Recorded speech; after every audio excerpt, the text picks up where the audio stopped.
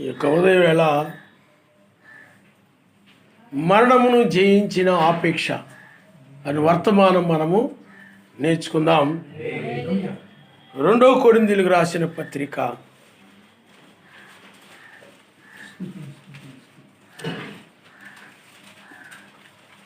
5వ అధ్యాయము 10 నుండి మనము 5వ అధ్యాయం 1వ వచనం నుండి 10వ వచనం వరకు మనం చదువుకుందాం. భూమి మీద మన గుడారమైన ఈ నివాసము శిథిలమైపోయినను చేతి పని కాక సర్వశక్తిమంతుని చేత కట్టబడింది నిత్యమైనదినైనా నివాసము పరలోకమందు మనకున్నదని ఎరుగుదము. మనము దిగంబరులము గాక వస్త్రము ధరించుకునే వారముగా కనబడదుము. కాబట్టి పరలోకం నుండి వచ్చు మన నివాసము దీనిపైన ధరించుకొన నపేక్షించుచు దీనిలో మూలుగుచున్నాము. ఈ గుడారములోనున్న మనము భారం మోసుకొని మూలుగుచున్నాము. ఇది తీసివేయబడవలని కాదు గాని మర్త్యమైనది జీవము చేత మృంగివేయబడినట్లు ఆ నివాసమును దీనిపైన ధరించుకొని కోరుచున్నాము. దీని నిమిత్తము మనల్ని సిద్ధపరిచిన వాడు సర్వశక్తిమంతుని మరియు ఆయన తన ఆత్మన సంచకరువును మనకు అనుగ్రహించుచున్నారు. విలిచూపు వలన గాక విశ్వాసం వలనే నడుచుకొనుచున్నాము. కనుక ఈ దేహములో నివసించున్నంత కాలము యాషువాకు దూరంగా ఉన్నామని ఎరిగిండి ఎల్లప్పుడూ ధైర్యము గలవారమై ఉన్నాము. ఇట్లు ధైర్యము కలిగి ఈ దేహమును విడిచిపెట్టి యాషువానొద్ద నివసించుటకు ఇష్టపడుచున్నాము. కావున దేహమందునను దేహం విడిచినను ఆయనకిష్టమై ఉండవలని మిగులు అపేక్షిస్తున్నాము. ఎందుకనగా తాను జరిగించిన క్రియలు చొప్పున అవి మంచివైనను సరే చెడ్డవైనను సరే ఈ దేహముతో జరిగించిన వాటి ఫలము ప్రతివాడును పొందునట్లు మనమందరమును మెస్సయ న్యాయపీఠం ఎదుట ప్రత్యక్షము కావలేను. ఆయన నామమున హల్లెలూయా. ఈ వచనాల మీద ఇంతకుముందు గతంలో కొన్ని నేర్చుకున్నాం మనం. కానీ మరణమును జయించిన ఆపేక్ష, ఒక ఆపేక్షను గురించి ఈ యొక్క వచనాల నుండి మనం తెలుసుకోబోతున్నాం. ఆయన నామమున హల్లెలూయా. ఆ మరణాన్ని జయించినటువంటి ఆపేక్ష, ఒక ఆపేక్ష ద్వారానే ఆ మరణాన్ని జయించగలుగుతారు. సరే, భూమి మీద మన గుడారమైన నివాసము శిథిలమైపోయినను చేతి పనిగాక సర్వశక్తిమంతుని చేత కట్టబడినది నిత్యమైన నివాసము పరలోకమందు మనకున్నదని ఎరుగుదము. ఇక్కడ సర్వశక్తిమంతుడు ఆయన యొక్క వధువుకి ఒక వాగ్దానం చేశాడు. ఆయన ఆ వాగ్దానం ఏమిటంటే శిథిలమైపోయే ఈ యొక్క గుడారముల్లో నివసిస్తున్నాము, కానీ పరలోకమందు శిథిలము కానటువంటిది నిత్య నివాసము మనకున్నది అని ఆయన చెప్తున్నాడు. ఆయన నమస్కారం. హల్లెలూయా. కాబట్టి నిత్య నివాసము మనకున్నది. కాబట్టి ఆ నిత్య నివాసము అది శిథిలము కానటువంటిది, అది నిత్యమైనటువంటిది, అది ఎప్పుడూ ఉండేటటువంటిది. ఇప్పుడున్నటువంటి శరీరానికైతే శిథిలమైపోతూ ఉంటుంది. ఇది ఒక వయసును బట్టి కావచ్చు, వ్యాధులను బట్టి కావచ్చు, బలహీనతలను బట్టి కావచ్చు, ఏదో విధంగా ఈ శరీరం ఏమైపోతుందంటే కొన్ని రోజులకి శిథిలమైపోయి అది మరణిస్తుంది ఈ శరీరం. కానీ మనకు వాగ్దానం చేయబడిన ఆ శరీరము అది వ్యాధులు లేనిది, మరణించినది, అది శిథిలమై కావడం అనేది ఉండదు. కొన్ని నివాసాలు మనం చూస్తూ ఉంటాం, ఒకప్పుడు చాలా బాగా ఉంటాయి, ఆ తర్వాత గోడలు కూలిపోయి ఆ యొక్క పైన ఉన్నటువంటి ఆ దూలాలన్నీ కింద పడిపోయి, కిటికీలన్నీ కూడా ఊడిపోయి, ఆ తలుపులు ఊడిపోయి శిథిలమైపోయి ఉంటుంది అన్నమాట. ఒకప్పుడు ఈ ఇల్లు ఎంతో బాగుండేది, ఇప్పుడు అంతా శిథిలమైపోయింది అంటారు. అలాగా శిథిలమైపోయేటువంటి ఈ శరీరం అనే నివాసములో మనము మనం ఉంటున్నాం. కానీ ఈ శరీరము కంటే కూడా గొప్ప శరీరము మనకి వాగ్దానం చేయబడింది. ఆయన నామమున హల్లెలూయా.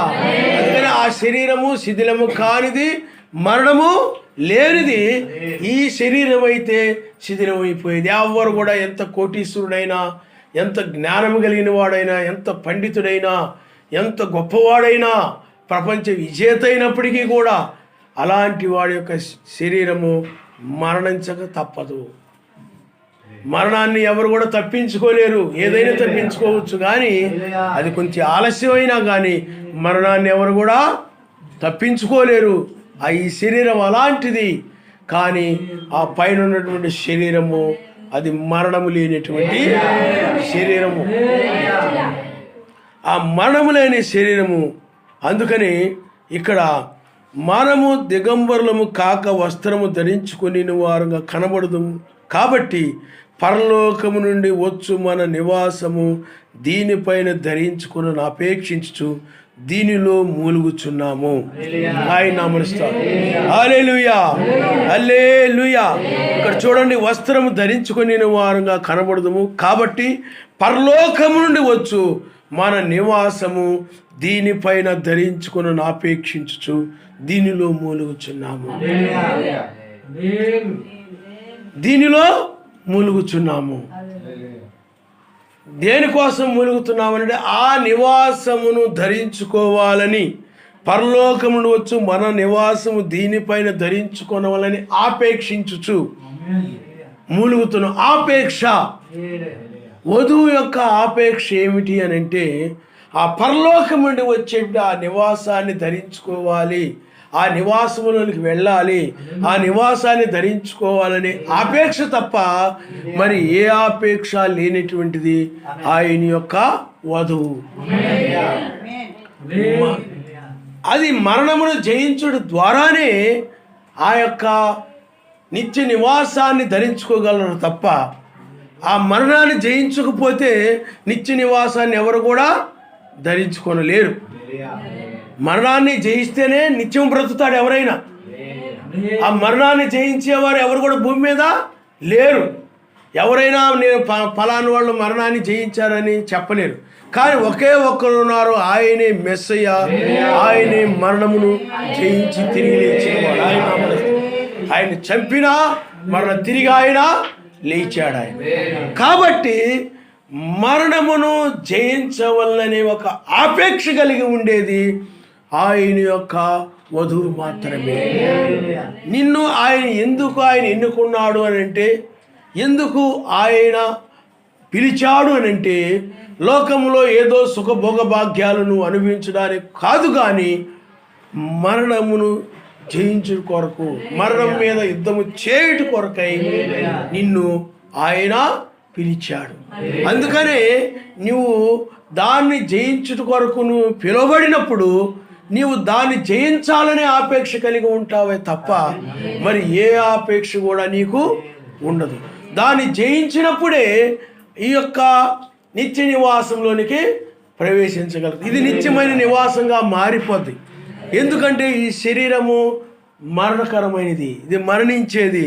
అందుకనే ఇక్కడ ఏమి రాయబడిందంటే, ఈ గుడారంలోనున్న మనం భారం మోసుకొని మూలుగుచున్నాము, ఇది తీసివేయవలని కాదు, కానీ మత్స్యమైనది జీవము చేత మృంగివేయబడినట్లు ఆ నివాసము దీనిపైన ధరించుకొని కోరుచున్నాము. కోరుకుంటా ఉంది ఆ శరీరమును దీనిపైన ధరించుకోవాలి, మరణము లేని దాన్ని ధరించుకోవాలి. కాబట్టి ఈ యొక్క వధువు ఆయన యొక్క వధువు మరణకరమైనటువంటి శిథిలమైపోయే శరీరములో ఉండి ఆమె మరణము లేనటువంటి దానిని ధరించుకోవాలని అట్టి ఆపేక్షతో ఆమె మూలుగుతా ఉంది. ఆపేక్షే. లోకంలో రకరకాల ఆపేక్షలు ఉంటాయి. కొంతమందికి అందముగా కనబడాలని ఆపేక్ష ఉంటుంది. ఆ ఆపేక్షను బట్టి వాళ్ళు ఏం చేస్తుంటారంటే అందంగా తయారైపోతూ ఉంటారు. కొంతమందికి ఏమో డబ్బు సంపాదించాలని ఆపేక్ష ఉంటుంది. కాబట్టి వాళ్ళు ఎప్పుడు కూడా డబ్బుని సంపాదించాలి అని డబ్బు గురించి ఆలోచించి ఆ డబ్బుని గురిగా పెట్టుకొని డబ్బుని ఆ ఆలోచనలో పెట్టుకొని వాళ్ళు ప్రయాసపడతా ఉంటారు, కష్టపడతా ఉంటారు. వాళ్ళ ఆపేక్ష ఆ విధంగా ఉంటుంది. అలాగే వ్యాపారస్తులు వాళ్ళకు వ్యాపారం బాగా విస్తరించాలి, బాగా ఉన్నత స్థితికి వెళ్ళాలి ఇంకా అని వాళ్ళు ఆ యొక్క వ్యాపారం యొక్క ఆపేక్షను వాళ్ళు కలిగి ఉంటారు. కొంతమంది అయినట్లయితే బాగా చదువుకొని మంచి ఉద్యోగాలు రావాలి, ఆ ఉద్యోగం ఇంకొక ఉద్యోగంలోకి వెళ్ళాలి. ఈ విధంగా వాళ్ళు ఆ రకమైన ఆపేక్షను కలిగి ఉంటారు. ఈ విధంగా లోకమంతా కూడా ఆపేక్ష కోరికలతో కూడింది, ఆపేక్షలతో కూడింది. కాబట్టి ప్రపంచంలో మనుషులందరూ కూడా రకరకాల ఆపేక్షలు కలిగి ఉంటారు. ధనవంతులు అవ్వాలని ఆపేక్ష కలిగి ఉంటారు. ఆ విధంగా లేకపోతే కొంతమందికి లోక సంబంధించిన వస్తువుల మీద వ్యామోహం ఎక్కువ ఉంటుంది. ఆ ఆపేక్ష ఎక్కువగా కలిగి ఉంటుంటారు కొంతమంది. అలాగ రకరకాలుగా మనుషులు ఏ ఒక ఆపేక్షలు కలిగి కొనసాగుతూ ఉంటారు. వాళ్ళ ఆపేక్షలన్నీ కూడా అవి నశించేవే కానీ అవి అమర్త్యమైనవి కావు.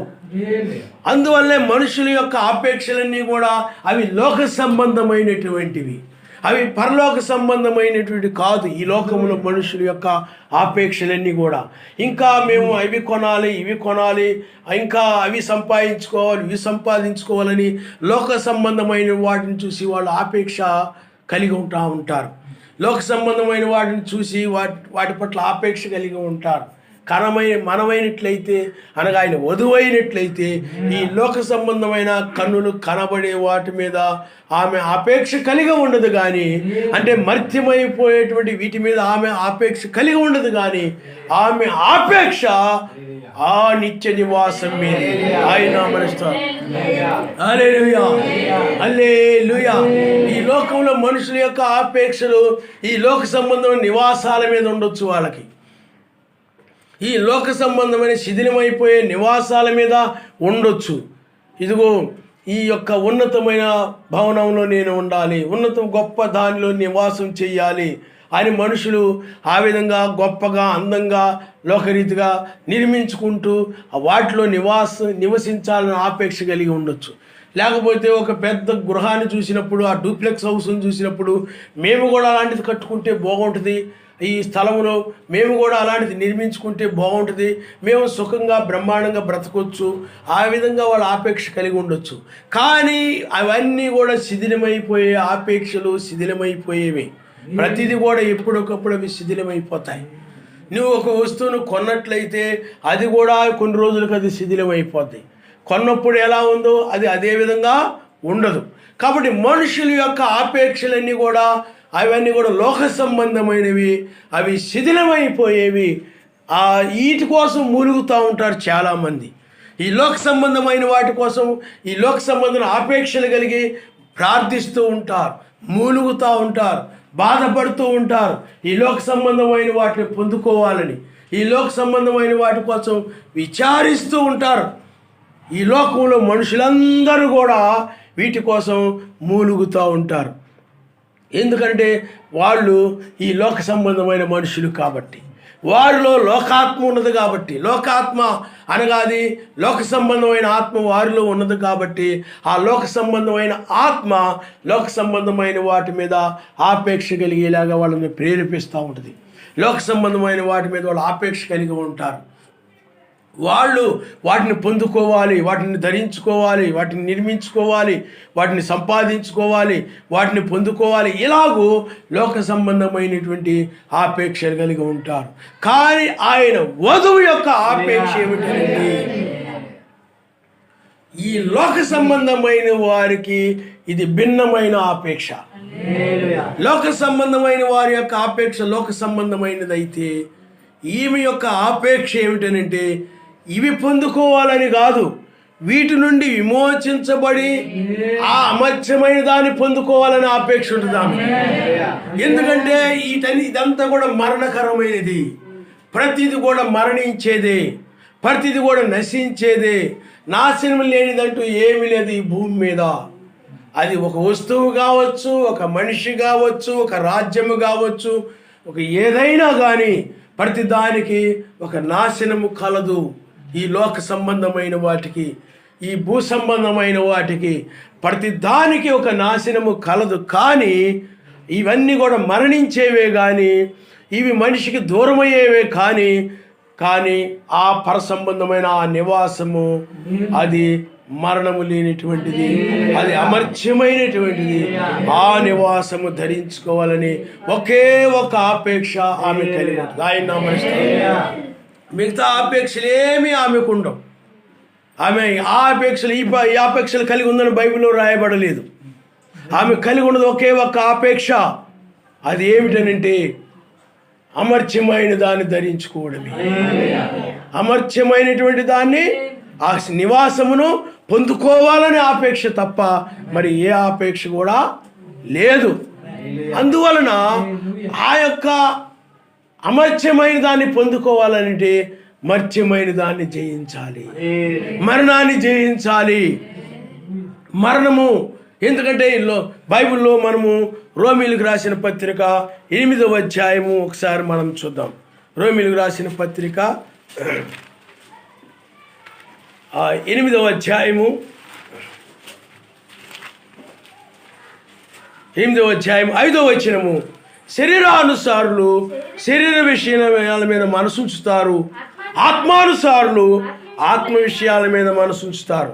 శరీరానుసారమైన మనసు మరణము, ఆత్మానుసారమైన మనసు జీవమును సమాధానమైనది. ఆయన నామమున హల్లెలూయా.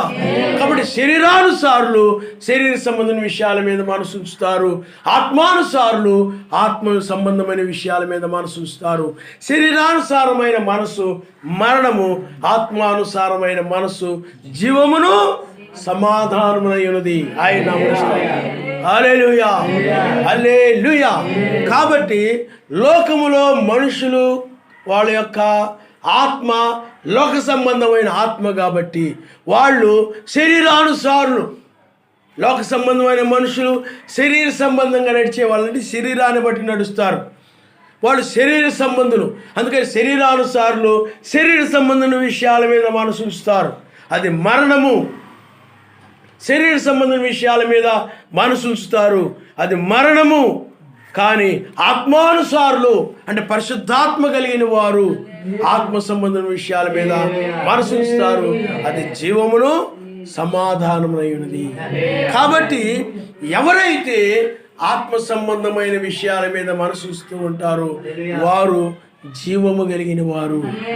ఆ జీవము కలిగిన వారు ఆత్మ సంబంధమైన విషయాల మీద మనసు ఉంచుతారు. అయితే వారిని ఈ శరీరము శరీర సంబంధమైంది కాబట్టి ఈ శరీరాన్ని బట్టి శరీర సంబంధమైన విషయాల మీద కూడా మనసు లాగుతూ ఉంటుంది. ఈ లోకం ఈ శరీర సంబంధమైన విషయాల మీదకి ఈ శరీరాన్ని బట్టి ఈ మనసు లాగుతూ ఉంటారు. కారణం ఏంటంటే ఈ శరీరంలో ఉన్నాం కాబట్టి. ఇప్పుడు అందుకనే శరీరము మరలా ఇటువైపు ఆత్మ, అందుకే ఇటు రెండింటికి మధ్య హృదయములో పోరాటం జరుగుతూ ఉంటుంది. అందుకని ఇజ్రాయేలు ఐగుప్తు నుండి బయటకు వచ్చారు. బయటకు వచ్చిన తరువాత వాళ్ళు ఆత్మ సంబంధమైన విషయాల మీద మనసు ఉంచారు. కానీ శరీర సంబంధమైన ఆత్మ మరణము వాళ్ళని వెంబడిస్తూనే వస్తూ ఉంది. అయితే వాళ్ళు ఏం చేస్తున్నారంటే మూలుగుతూ ఉన్నారు విమోచించమని.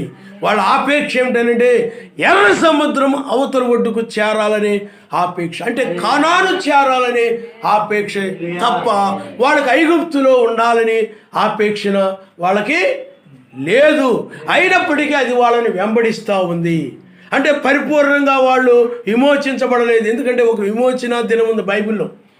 కాబట్టి నీవు కూడా ఆయన నామములో బాప్తిజం పొందావు, లేకపోతే ఆయన యొక్క బిడ్డవై ఉన్నావు, నీవు ఆ యొక్క ఆత్మ సంబంధమైన విషయాల మీద మనసు ఉంచుతున్నావు. అయినప్పటికీ కూడా ఈ యొక్క అసూయో ద్వేషమో లేకపోతే ఈ లోక సంబంధమైన విషయాలు, ఈ యొక్క ఆ ధనాపేక్ష, ఐక్య విచారణ, ఇవన్నీ కూడా నిన్ను వెంబడిస్తూ ఉన్నాయి.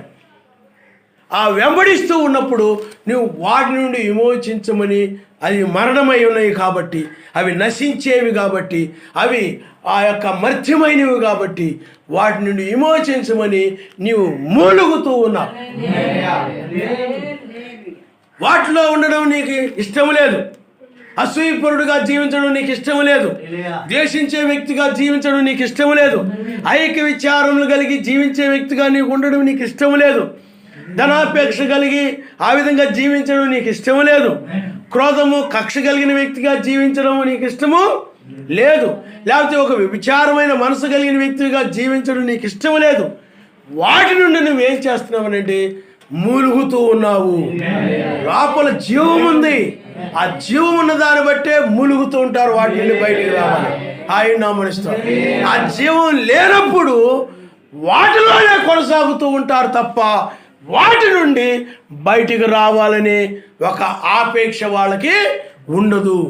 కాబట్టి ఇవన్నీ కూడా లోక సంబంధమైనవి అన్నీ కూడా ఇవి శిథిలమైపోయేవని, శాశ్వతమైనది ఒకటి ఉన్నదని, అది ఆమె అనగా వధువు మాత్రమే ఎరిగి ఉంటుంది. కాబట్టి ఆమె మాత్రమే ఈ శిథిలమైపోయే దానిలో నివసించడానికి ఆమె ఇష్టపడక శిథిలము కానటువంటి దానిలోనికి రావాలని ఆపేక్ష కలిగి ఉంటుంది. అదే లోకమైనట్లయితే ఇది శిథిలమైపోయేదని ఎరిగి ఉన్నప్పటికీ వారికి నిత్యమైనది ఒకటి ఉన్నదని వాళ్ళకి తెలియదు. కాబట్టి వారు ఈ శిథిలమైన దాని మీదే ఆపేక్ష కలిగి ఈ శిథిలమైన వాటిని ఆశించుతూ వాళ్ళు కొనసాగుతూ ఉంటారు. ఆయన నామస్తారు. హల్లెలూయా, హల్లెలూయా. కాబట్టి ఒక ఆపేక్ష. ఇప్పుడు బైబిల్లో మనము దావీదు ఉన్నాడు. దావీదు ఆ సౌలు రాజుకి ఆ కుమార్తెను చేసుకోవాలని ఒక ఆపేక్ష కలిగి ఉన్నాడు. ఆ ఆపేక్ష వలన అతడు యుద్ధములో వెళ్ళి యుద్ధములో ఆ శత్రువుల్ని జయించాడు. ఆయన నామస్తారు. హల్లెలూయా. నీవు కూడా మరణాన్ని జయించాలని, నీవు అమర్త్యమైన దాన్ని పొందుకోవాలని ఆపేక్ష కలిగి ఉన్నప్పుడు మరణాన్ని జయించడం అనేది జరుగుతుంది. అనగా మర్త్యమైన దాన్ని విడిచిపెట్టడం అనేది జరుగుతుంది. ఇది ధరించుకోవాలని ఆపేక్ష ఉన్నప్పుడే, ఇది ధరించుకోవాలని అనగా అమర్త్యమైన ధరించుకోవాలనే ఆపేక్ష నీకు లేనప్పుడు మరణ సంబంధమైన దాన్ని నీవు విడిచిపెట్టవు. చాలామంది ఎందుకు వాళ్ళు ఈ లోకాన్ని విడిచిపెట్టలేకపోతున్నారు, లోక సంబంధమైన వాటిని వాళ్ళు విడిచిపెట్టలేకపోతున్నారు, లోక ఆపేక్షలు ఎందుకు వాళ్ళు విడిచిపెట్టలేకపోతున్నారు అనంటే వీళ్ళకి అమర్త్యమైన దాని మీద ఆపేక్ష లేదు. ఆ ఆపేక్ష తప్ప నీకు ఏ ఆపేక్ష కూడా ఉండకూడదు. ఈ లోకాపేక్షలు ఏమైనా నీవు కలిగి ఉన్నట్లయితే లోకముతో పాటు నీవు కూడా గుర్తులో పడిపోతావు. కాబట్టి నీవు అదే మరణము, ఆ లోకాపేక్షలే వధువుని వెంబడిస్తూ వస్తూ ఉన్నాయి. లోక కోరికలే, అవి కొనాలి, ఇవి చేయాలి, ఈ లోక ఆశలే నీవు ఆయన వధువును వెంబడిస్తూ వస్తూ ఉన్నాయి. ఇశ్రాయేలు వెంబడించినట్లుగానే నిన్ను కూడా మరణము, ఈ ఆపేక్షలు అనేవి మరణము, లోక సంబంధం ఆపేక్షలు అనేవి మరణము. బైబిల్లో ఆ ఆపేక్షలు కలిగి ఉండకూడదని బైబిల్ చెప్తా ఉంది.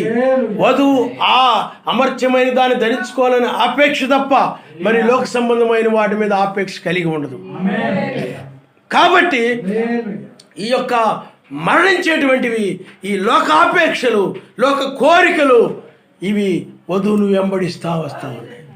అందుకని ఈ ఆపేక్షలన్నిటి నుండి కూడా, ఈ లోక ఆపేక్షలన్నిటి నుండి కూడా, ఆశలన్నిటి నుండి కూడా, కనబడిన వాటి నుండి కూడా ఆశించేటువంటి వాటన్నిటి నుండి కూడా విమోచించమని ఆమె మూలుగుతూ ఉంది. అందుకనే ఈ లోక ఆపేక్షలే, అందుకే శరీరేచ్ఛలు నెరవేర్చుకున్నట్టు శరీర విషయమై ఆలోచన చేసుకుని కూడా బైబిల్ చెప్తా ఉంది. ఆయన మనసు స్తోత్రం కలుగునుగా. హల్లెలూయా. శరీరేచ్ఛలు నెరవేర్చుకుని నిమిత్తం, శరీరేచ్ఛలు నెరవేర్చుకోవడానికి శరీర విషయమై ఆలోచన చేసుకోవద్దు. శరీర విషయమై మీరు ఆలోచన చేసుకోవద్దు. ఎందుకంటే అది శిథిలమైపోయే శరీరము, అది మరణించే శరీరము. కాబట్టి శరీరేచ్ఛలు నెరవేర్చుకునే నిమిత్తమై, అందుకని శరీరాన్ని గురించి ఎవరైతే ఆలోచిస్తూ ఉంటారో వాళ్ళు శరీరేచ్ఛలని నెరవేర్చుకుంటూ ఉంటారు వాళ్ళు.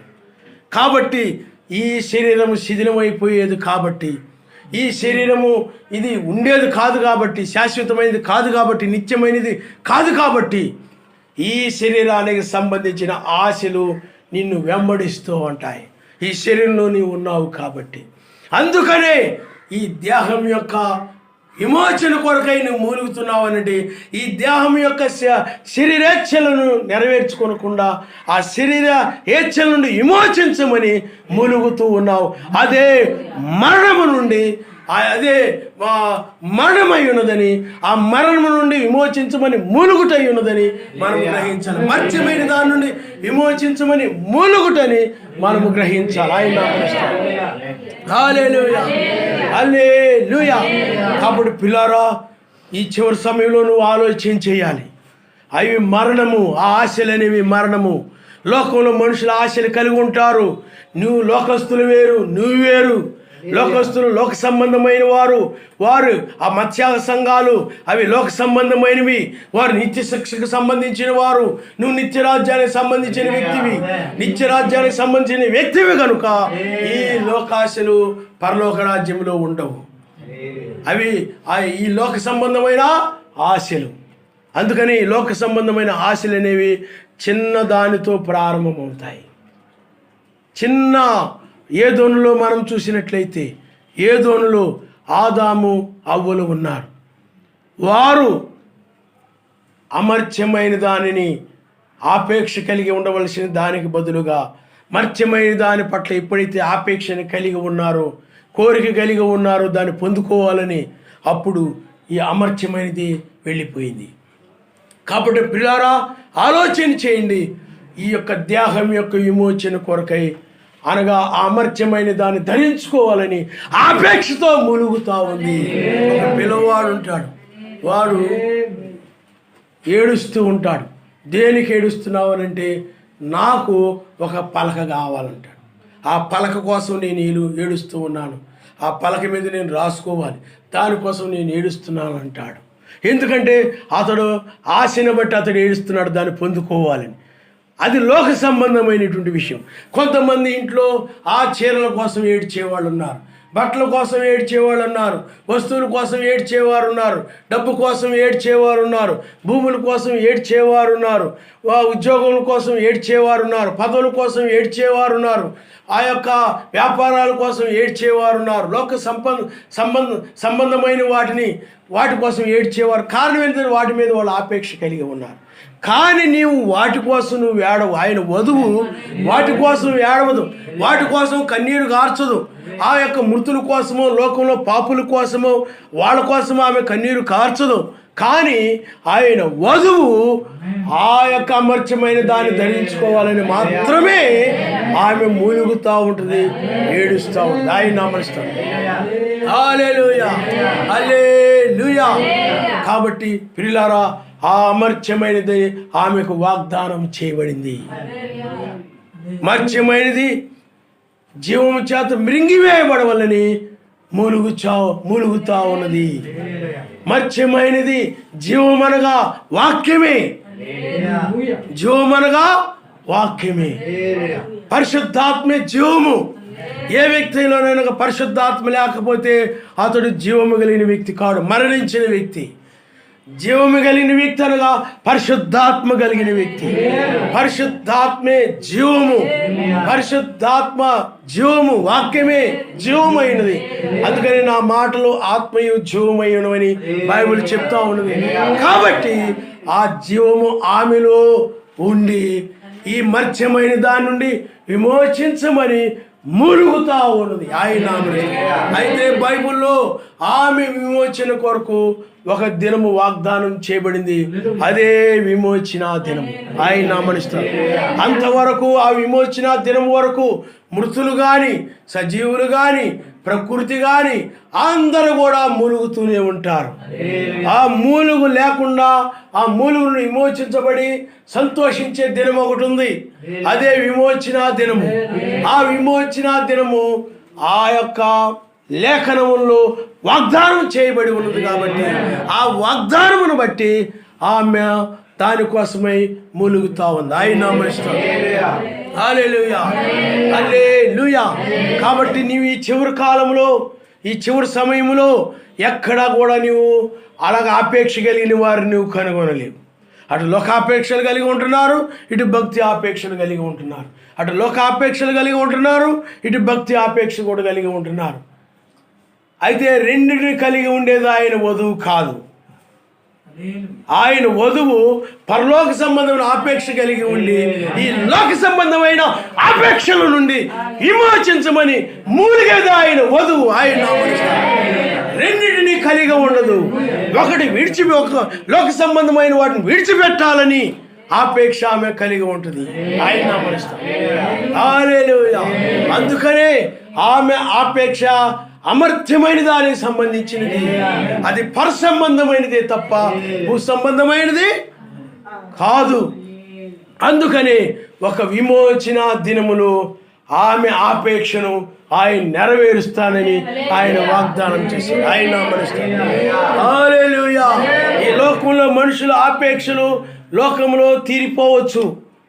వారికి లోకంలో ఏవైతే ఒక నేను మంచి ఒక వస్తువు కొనాలని ఆపేక్ష ఉంది, నా కోరికగా ఉంది ఎప్పటి నుంచో, వాళ్ళ ఆ లోకంలో వాళ్ళ ఆపేక్షలు తీరిపోవచ్చు. కానీ వధువు యొక్క ఆపేక్ష తీరుటకు ఒక దినము వాగ్దానం చేయబడింది. లోకాపేక్షల కొరకు ఈ దినాలు ఉన్నాయి, ఈ లోక సంబంధమైన దినాలు ఉన్నాయి. కానీ ఆయన వధువుకి వాగ్దానం చేయబడిన దినమున్నది, అదే విమోచన దినము. ఆ విమోచన దినములో ఆమె విమోచించబడుతుందని లేఖనాలు సెలవిస్తూ ఉన్నాయి. ఆయన నామమున హల్లెలూయా. కాబట్టి అదే తీర్పు దినము, అదే విమోచన దినము. అందుకనే బైబిల్ ఏం చెప్తుందనంటే చూడండి 10వ వచనములో, ఎందుకనగా తాను జరిగించిన క్రియల చొప్పున అవి మంచివైను సరే చెడ్డవైను సరే దేహంతో జరిగించిన వాటి ఫలం ప్రతివాడు పొందినట్లు మనమందరమును మెస్సయి న్యాయపీఠం ఎదుట ప్రత్యక్షము కావాలని ఆ 2 కొరింథీయులకు రాసిన పత్రిక 5వ అధ్యాయము అక్కడ 10వ వచనంలో మనం చూడగలుగుతుంటాం. ఆయన నామమున హల్లెలూయా. కాబట్టి ఎప్పుడు ఆమె యొక్క ఆపేక్ష నెరవేరుతుంది. అందరూ ఆపేక్షలు వేరు, ఈమె ఆపేక్ష వేరు. మత్స్యాగ సంఘాల వేశ్యల యొక్క ఆపేక్షలు వేరు, ఆయన వధువు యొక్క ఆపేక్ష వేరు. ఆ వధువు యొక్క ఆపేక్ష పర సంబంధమైనది. ఈ మత్స్యాగ సంఘాల యొక్క ఆపేక్షలన్నీ కూడా లోక సంబంధమైనవి. అందుకనే వాళ్ళు ఎందుకు ఆ మందిరాలకు వెళ్తారు, ఎందుకు ఆ చర్చిలకు వెళ్తారు అని అంటే లోక సంబంధమైన ఆపేక్షలు కలిగి ఆ లోక సంబంధమైన ఆపేక్షల ద్వారా కలిగి ఉండి వాటిని పొందుకోవాలని వాటి కోసమై వాళ్ళు ఆ చర్చిలకు వెళ్ళిపోతూ ఉంటారు. అవన్నీ కూడా నశించే ఆపేక్షలు. కానీ వధువు యొక్క ఆపేక్ష అది అమర్త్యమైనటువంటి దానిని గురించినటువంటి ఆపేక్ష. దీని గురించి ఆమె మొరపెడతా ఉంది, మూలుగుతా ఉంది. అయితే అది తీర్పు దినములో ఆమె ఆపేక్ష నెరవేర్చబడుతుందని. అందుకనే న్యాయపీఠం ఎదుట అంటే న్యాయాధిపతిగా ఆయన వచ్చినప్పుడు, అందుకనే ప్రకటన గ్రంథంలో అక్కడ 3 అధ్యాయాల్లో 7 సంఘకాలాలు ఉన్నాయి. ప్రకటన గ్రంథము 4వ అధ్యాయంకి వచ్చేటప్పటికి ఆయన తీర్పు సింహాసనం మీద ఉండి ఆయన ఎక్కిరమ్ము ఆయన పిలుస్తూ ఉన్నాడు. ఆయన హల్లెలూయా. ఆయన ఎక్కిరమ్మని పిలిచినప్పుడు చూడండి అది ఎవరికి అని అంటే ఆయన వధువుకు మాత్రమే, ఆయన వధువును మాత్రమే ఎక్కిరమ్మని పిలుస్తూ ఉన్నాడు. కాబట్టి 7 సంఘకాలాలు అనగా 7 దినాలు. అందుకనే ప్రకటన గ్రంథము ఆ 3 అధ్యాయాలు 7 సంఘకాలాలు అనగా 7 దినాలు. ప్రకటన గ్రంథం 4వ అధ్యాయంలో అక్కడ 8వ దినము కనబడతా ఉంది. అక్కడ న్యాయాధిపతిగా ఆయన ఉన్నాడు, న్యాయపీఠం మీద ఆయన కూర్చొని ఉన్నాడు. కాబట్టి అదే మనం 7 సంఘకాలాల తర్వాత 8వ దినం అనగా 7 సంఘకాలాలు 7 నక్షత్రాలు అవి 7 సంఘకాలు, 7 సంఘకాలలో 7 నక్షత్రాలు. కాబట్టి ఇప్పుడు 8 వేకు నక్షత్రం. ఆయనే 8వ దూత. ఆయన బలిష్ఠుడకు దూత అని ఉంది బైబిల్. ప్రకటన గ్రంథం 10వ అధ్యాయంలో బలిష్ఠుడకు దూత. కాబట్టి 7 తర్వాత 8. బైబిల్లో ఎక్కడ లేదే చాలామంది అంటూ ఉంటారు. అది రహస్యంగా ఉంచబడింది. ఆయన వస్తేనే ఆ దినము, ఆ జాము అవన్నీ బయలుపరచబడతాయి. కాబట్టి ఆయన వస్తేనే నిత్యత్వం అనేది వస్తాయి. ఆయన నిత్యత్వాన్ని తీసుకొస్తాడు. ఆయన అమర్చమైన దాన్ని తీసుకొస్తాడు ఆయన. కాబట్టి 8 అనగా నిత్యత్వము, నూతన సృష్టి. కాబట్టి ఆయన 8వ దూతగా ఆ బలిష్ఠకు దూత పిలవబడుతున్నాడు. అది ఆయన చేతిలో 7 నక్షత్రాలు ఉన్నాయి. కానీ ఆయన 8వ వాడు. మొదటివాడు ఆయనే, కడపటివాడు ఆయన. మొదటివాడుగా ఆయనే ఉన్నాడు, కడపటివాడుగా ఆయనే ఉన్నాడు. అందుకే 8వ దినం అనగా మొదటి దినము, అలాగే 8వ దినం అనగా చివరి దినము. అన్నిటికీ ముగింపు, అన్నిటికీ అంతము. తీర్పు ద్వారా అన్ని కార్యాలు ఆయన ముగించేస్తాడు. అన్నిటికీ సమాప్తము, అన్నిటికీ అంతము తీర్పు దినమైనది. జడ్జిమెంట్ ద్వారా ఎవరు పాపులో ఎవరు నీతిమంతులో ఆయన తేల్చేసి ఆ జడ్జిమెంట్లోనే ఎవరికి నీతిమంతులకు నిత్య రాజ్యాన్ని ఇవ్వడం, అలాగే దుష్టులకి నిత్య శిక్షణ విధించడం, అన్నిటిని కూడా ముగించే సమయమే ఆ యొక్క తీర్చు దినమైనదని మనం చూడగలుగుతున్నాం. ఆయన హల్లెలూయా. కాబట్టి 1996లో ఆయన వేకు నక్షత్రంగా బయలుపరుచుకున్నాడు. ఆయన 8వ దూతగా ఆయన బయలుపరుచుకున్నాడు. 8వ దినము ఆరంభమైంది. బైబిల్లో అదే మనిషి కుమారు దినం అని బైబిల్ చెప్తా ఉంది. అదే మనిషి కుమారు దినము 8వ దినము. అందుకే ఆ కాలంలో, నోహ కాలంలో, లోతు దినములో జరిగినట్టుగానే మనిషి కుమారుని యొక్క దినములో కూడా జరుగుతుందని బైబిల్ చెప్తా ఉంది. కాబట్టి మొదటి రాకుళ్ళు అయినైతే గొర్రె పిల్లగా వచ్చాడు. ఆయన గొర్రె పిల్లగా వచ్చాడు. కానీ 2వ రాకడలో ఆయన న్యాయాధిపతిగా వచ్చి ఆయన న్యాయపీఠం మీద కూర్చొని తీర్పు తీర్చు న్యాయాధిపతిగా ఉంటాడు. తీర్పు తీర్చు న్యాయాధిపతిగా ఆయన ఉన్నాడు. ఆయనే వేకు నక్షత్రం. ఆ తీర్పు తీర్చు న్యాయాధిపతిగా మారినప్పుడు ఇక లోకం మీద ఆయన కనికరము చూయించడు ఆయన ఇంకా. ఎందుకంటే దోషులెవరో నిర్దోషులెవరో తీర్పు తీర్చేవాడు ఆయన ఒక్కడే. కాబట్టి ఇప్పుడు ఆయన 2000 సంవత్సరాలు ఇంకా ఆయన కనికరపడ్డాడు. కానీ ప్రపంచం మీద ఇంకా లోకం మీద ఆయన కనికర పడకుండా లోకం మీద ఆయన కోపముతో ఉన్నాడు. ఆయన నాశనం చేయాలని. అందుకని ఆయన కార్యం మారింది. ఆయన లోకం మీద కనికరం కలిగిన వాడుగా ఉన్నటువంటి ఆయన ఇప్పుడు లోకం మీద కోపమును కలిగి ఉన్నాడు. ఒక్క విషయాన్ని మీరు గమనించాలి. ఆయన లోకమును ప్రియులారా, అలాగే ఆయన వధువుని, లోకాన్ని ప్రేమించాడు. అంటే లోకంలో పాపుల్ని ఆయన ప్రేమించాడు. ఆయన వధువును కూడా ఆయన ప్రేమించాడు. అందుకని సూర్యుని యొక్క వెలుగు అది గడ్డి మీద పడుతుంది, అలాగే మంచి పంట మీద కూడా పడుతుంది. అలాగే వర్షము కూడా గడ్డి మీద పడుతుంది, అలాగే మంచి పొలంలో కూడా పడుతుంది. ఆయన యొక్క కనికరం అదే విధంగా ఉంది. నీ మీద ఉంది, పాపుల మీద కూడా ఉంది. ఆయన లోకంలో 2000 సంవత్సరాలు. కానీ కృపా సింహాసనం మీద ఉన్నప్పుడు ఆ విధంగా ఉంది. కానీ కృపా సింహాసనం మీద ఉండి ఇప్పుడు తీర్పు సింహాసనం మీద మారినప్పుడు ఇంకా వర్షం ఇక అటు పడదు, వెలుగు ఇక లేదు, కనికరం ఇక లేదు, కృప ఇక లేదు లోకానికి. వారికి కృపా ద్వారమును ఆయన మూసివేసి ఇప్పుడు ఆ కనికరమును వధువు మీదే చూయిస్తుంది. ఆ యొక్క వెలుగుని వధువు మీదే చూయిస్తూ ఉన్నాడు. ఆ యొక్క వర్షాన్ని వధువు మీదే కుమ్మరిస్తున్నాడు. ఇంకా లోకానికి ఎందుకని న్యాయాధిపతిగా ఆయన మారాడు. ఆయన మనుషుడు అంటే రక్షించువాడుగాను శిక్షించువాడుగాను మారాడు. ఆయన ఈ 2000 సంవత్సరాల్లో ఆయన ఆ విధంగా లేడు. ఇప్పుడు ఆయన ఆ విధంగా మారాడు. నోహ కాలంలో 120 సంవత్సరాలు సువార్త ప్రకటించబడింది. ఆయన కృప కనికరం కలిగిన వాడుగా ఉన్నాడు. ఆయన 120 సంవత్సరాలు సువార్త ప్రకటించబడిన తర్వాత వారు కూడా దేహం యొక్క విమోచన కొరకు మూలుగుతున్నారు. అంటే రక్షణ కొరకు మూలుగుతూ ఉన్నారు.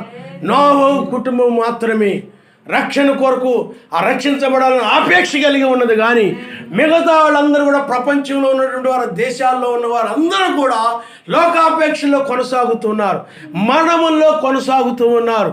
మరణాపేక్షలో, ఎందుకంటే శరీరానుసారమైన మనసు మరణమే కాబట్టి ఆ మరణకరమైన ఆపేక్షల్లో వాళ్ళు కొనసాగుతూ ఉన్నారు. కానీ ఆ ఉగ్రత నుండి తప్పించుకోవాలి, రక్షించబడాలని ఒక ఆపేక్ష ఆ కుటుంబము కలిగి ఉంది. అలాగే లోతు దినాల్లో లోతు ఆ మరణం నుండి తప్పించుకోవాలని ఆపేక్ష కలిగి ఉన్నాడు.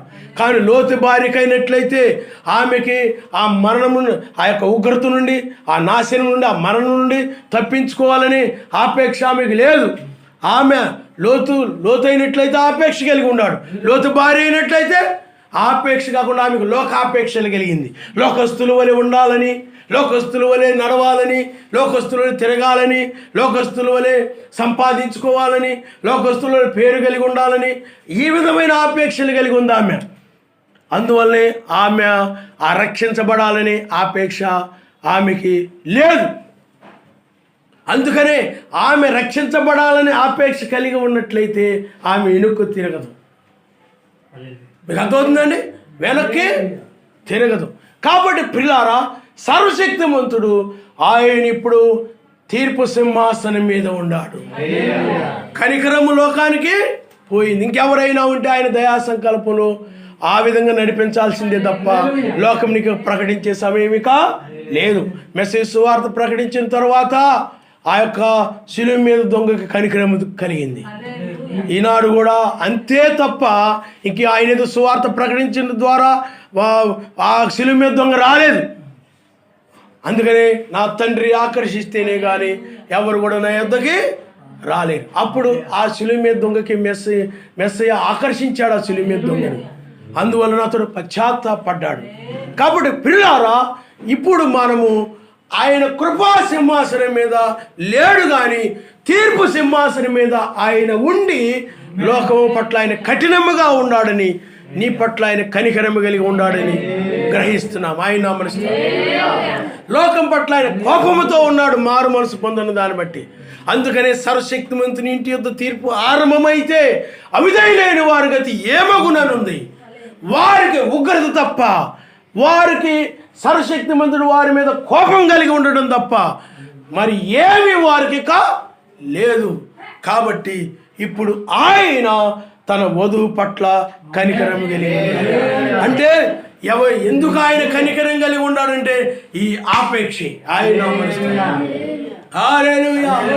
ఆమె మునుగుతా ఉంది, దేహం నుండి విమోచించబడాలని, అమర్చమైన దాన్ని ధరించుకోవాలని ఆపేక్షతో ఉంది. కాబట్టి ఆ ఆపేక్షను నెరవేర్చుట కొరకై ఆయన కృపా సింహాసనం మీద ఉండి తీర్పు సింహాసనం మీదకి ఆయన మారాడు.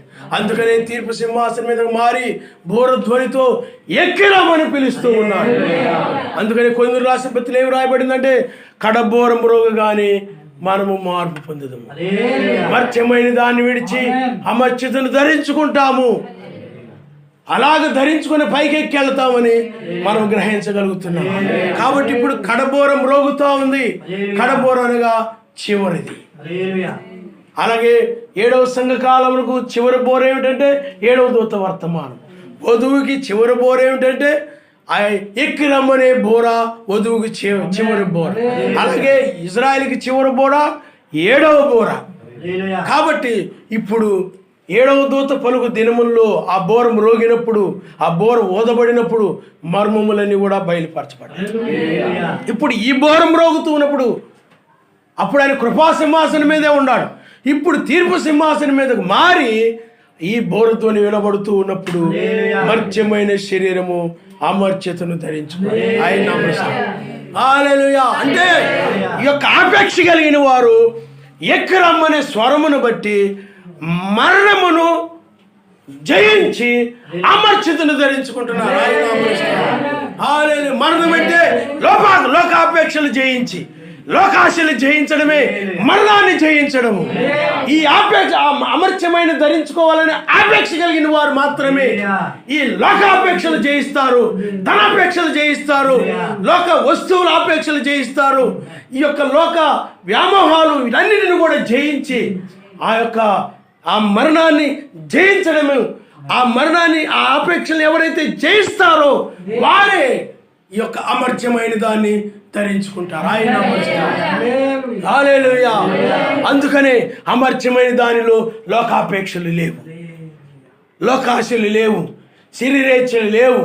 ఇక్కడ ఒకే ఒక ఆపేక్ష, అదే అమర్త్యమైన దాన్ని ధరించుకోవాలని ఆపేక్ష. ఈ అమర్త్యమైన దాన్ని ధరించుకోవాలని ఎవరైతే ఆపేక్ష కలిగి ఉంటారో వారు మాత్రమే ఇప్పుడు ఈ వేకు నక్షత్రం వర్తమానం ఎక్కిరమ్ము. ఈ చోటు నాశనం కాబోతున్నది కాబట్టి, ఈ ప్రపంచం నాశనం కాబోతున్నది కాబట్టి, ఈ అందమైన బిల్డింగులు, అందమైన వస్తువులు, అందమైన బట్టలు, అందమైనటువంటి మనుషులు, అందమైన వీధులు, అందమైన నగరాలు ఇవన్నీ నాశనం కాబోతున్నాయి. కాబట్టి నువ్వు ఎక్కిరమ్ము. ఈ స్వరమును బట్టి ఇవి నాశనం కాబోతున్నాయి అని, ఇక ఇది నశించేది కనుక నేను కలిగి ఉన్నట్టు, ఆపేక్షలు కలిగి ఉన్నట్లయితే నేను లోకులతో పాటు నశిస్తానని ఆమె వాక్యానికి భయపడి ఈ ఆపేక్షలన్నీ కూడా ఆమె జయిస్తుంది, ఆమె విడిచిపెడుతుంది.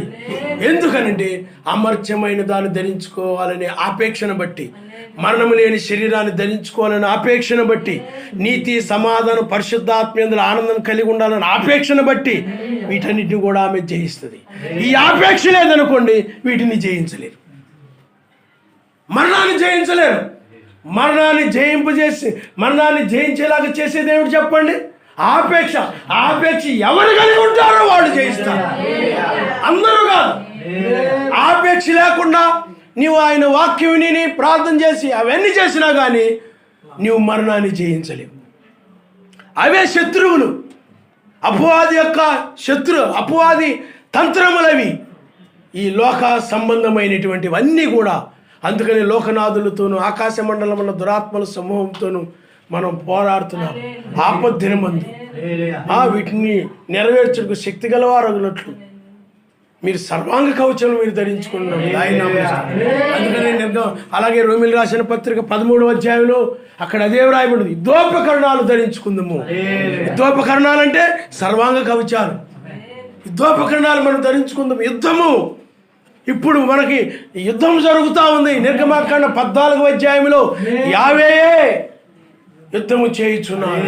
కాబట్టి ఇప్పుడు ఈ వర్తమానము ద్వారా, పరిశుద్ధాత్మ ద్వారా ఇక్కడ జీవానికి మరణానికి మర్త్యమైన దానికి మధ్య యుద్ధం జరుగుతూ ఉంది. ఈ పరలోక సంబంధం ఆపేక్షకని, అంటే ఆ అమర్త్యమైన ధరించుకోవాలని ఆపేక్షకని, లోకాపేక్షలకు మధ్య యుద్ధం జరుగుతూ ఉంది. ఈ యుద్ధంలో ఏం జరుగుతుందంటే లోక ఆపేక్షలన్నీ నిన్ను విడిచిపెట్టి వెళ్ళిపోతాయి. ఆ అమర్త్యమైన దాన్ని ధరించుకోవాలని ఆపేక్ష, ఆ ఆపేక్షను బట్టి అమర్త్యమైన దాన్ని ధరించుకోవడం జరుగుతుంది. ఆయన అమరిస్తాం. అందుకనే పరలోక రాజ్యంలో వేళ్ల పాలనలోకి వెళ్ళినప్పుడు పిల్లారా అక్కడ ధనాపేక్షలు ఉండవు, ఈ లోక వస్తువుల మీద ఆపేక్షలు ఉండవు, అలాంటివి ఏమి ఉండవు. ఆ నాగరికత వేరు, అది పరిశుద్ధమైనది, అది మర్త్యమైనది కాదు. అక్కడ అమర్త్యతతో కూడింది. ఇక్కడ అన్నీ కూడా మరణించేవే. ఇందాక మనం నేర్చుకున్నాం. నీ బట్టలు కావచ్చు, నీ శరీరం కావచ్చు, నీవు కలిగిన వస్తువులు కావచ్చు, నీ గృహాలు కావచ్చు, లేకపోతే నువ్వు కలిగిన వాహనాలు కావచ్చు, లేకపోతే నువ్వు కలిగిన డబ్బు కావచ్చు, ఆ పేరు కావచ్చు, ప్రఖ్యాతులు కావచ్చు, పలుకుబడి కావచ్చు, నీకున్నటువంటి ఏవేవో కలిగి ఉండొచ్చు. అవన్నీ కూడా ఒక దినాన్ని, అధికారం కానీ ఇవన్నీ కానీ ఒక దినాన్ని నశించేవే. కానీ ఈ నశించేవి ఏవైనా కానీ ఆ రాజ్యంలో ఉండవు. నాశనం లేనిదే అది ఆయన వాక్యమే ఎప్పుడు కూడా నాశనం లేనిది. అందుకని 1వ పేతురు రాసిన పత్రికలో ఇంతకుముందు మనం నేర్చుకున్నాం. 1వ పేతురు రాసిన పత్రికలో ఆ పరలోక సంబంధమైనటువంటిది 1వ పేతురు రాసిన పత్రిక 1వ అధ్యాయము 3వ వచనం నుండి మనం చదువుకుందాం. మన ఎలోహిమగు యెహోవా మెస్సియా తండ్రి అయిన సర్వశక్తిమంతుడు స్తుతింపబడును గాక. మృతుల్లో నుండి యెహోవా మెస్సియా తిరిగి లేచుట వలన జీవంతో కూడిన నిరీక్షణ మనకు కలుగునట్లు, అనగా అక్షయమైనది, నిర్మలమైనది, వాడబారుదైన స్వాస్థ్యము మనకు కలుగునట్లు ఆయన తన విశేష కనికరము చొప్పున మనలను ఆయన నామనిస్తాడు. హల్లెలూయా. అక్షయమైనది, నిర్మలమైనది, వాడబారనిది, అదే మహిమ శరీరం. అక్షయమైనది, నాశనం లేనిది, అది నిర్మలమైనది, ఎప్పుడు చూసినా ఒకే రకంగా ఉంటుంది, అది వాడిపోదు. అలాంటి శరీరాన్ని నువ్వు పొందుకుంటావు. ఆ మహిమ శరీరం, దాని మీద ఆమెకు ఆపేక్ష ఉంటుంది. ఉన్నతమైనది అదే. ప్రపంచంలో అన్నిటికంటే ఉన్నతమైనది ఏదైనా ఉన్నది అని అంటే అదే మహిమ శరీరం. ఆ మహిమ శరీరమే. అందుకని ఆయన ఎక్కి రమ్మని ఆయన పిలుస్తూ ఉన్నాడు.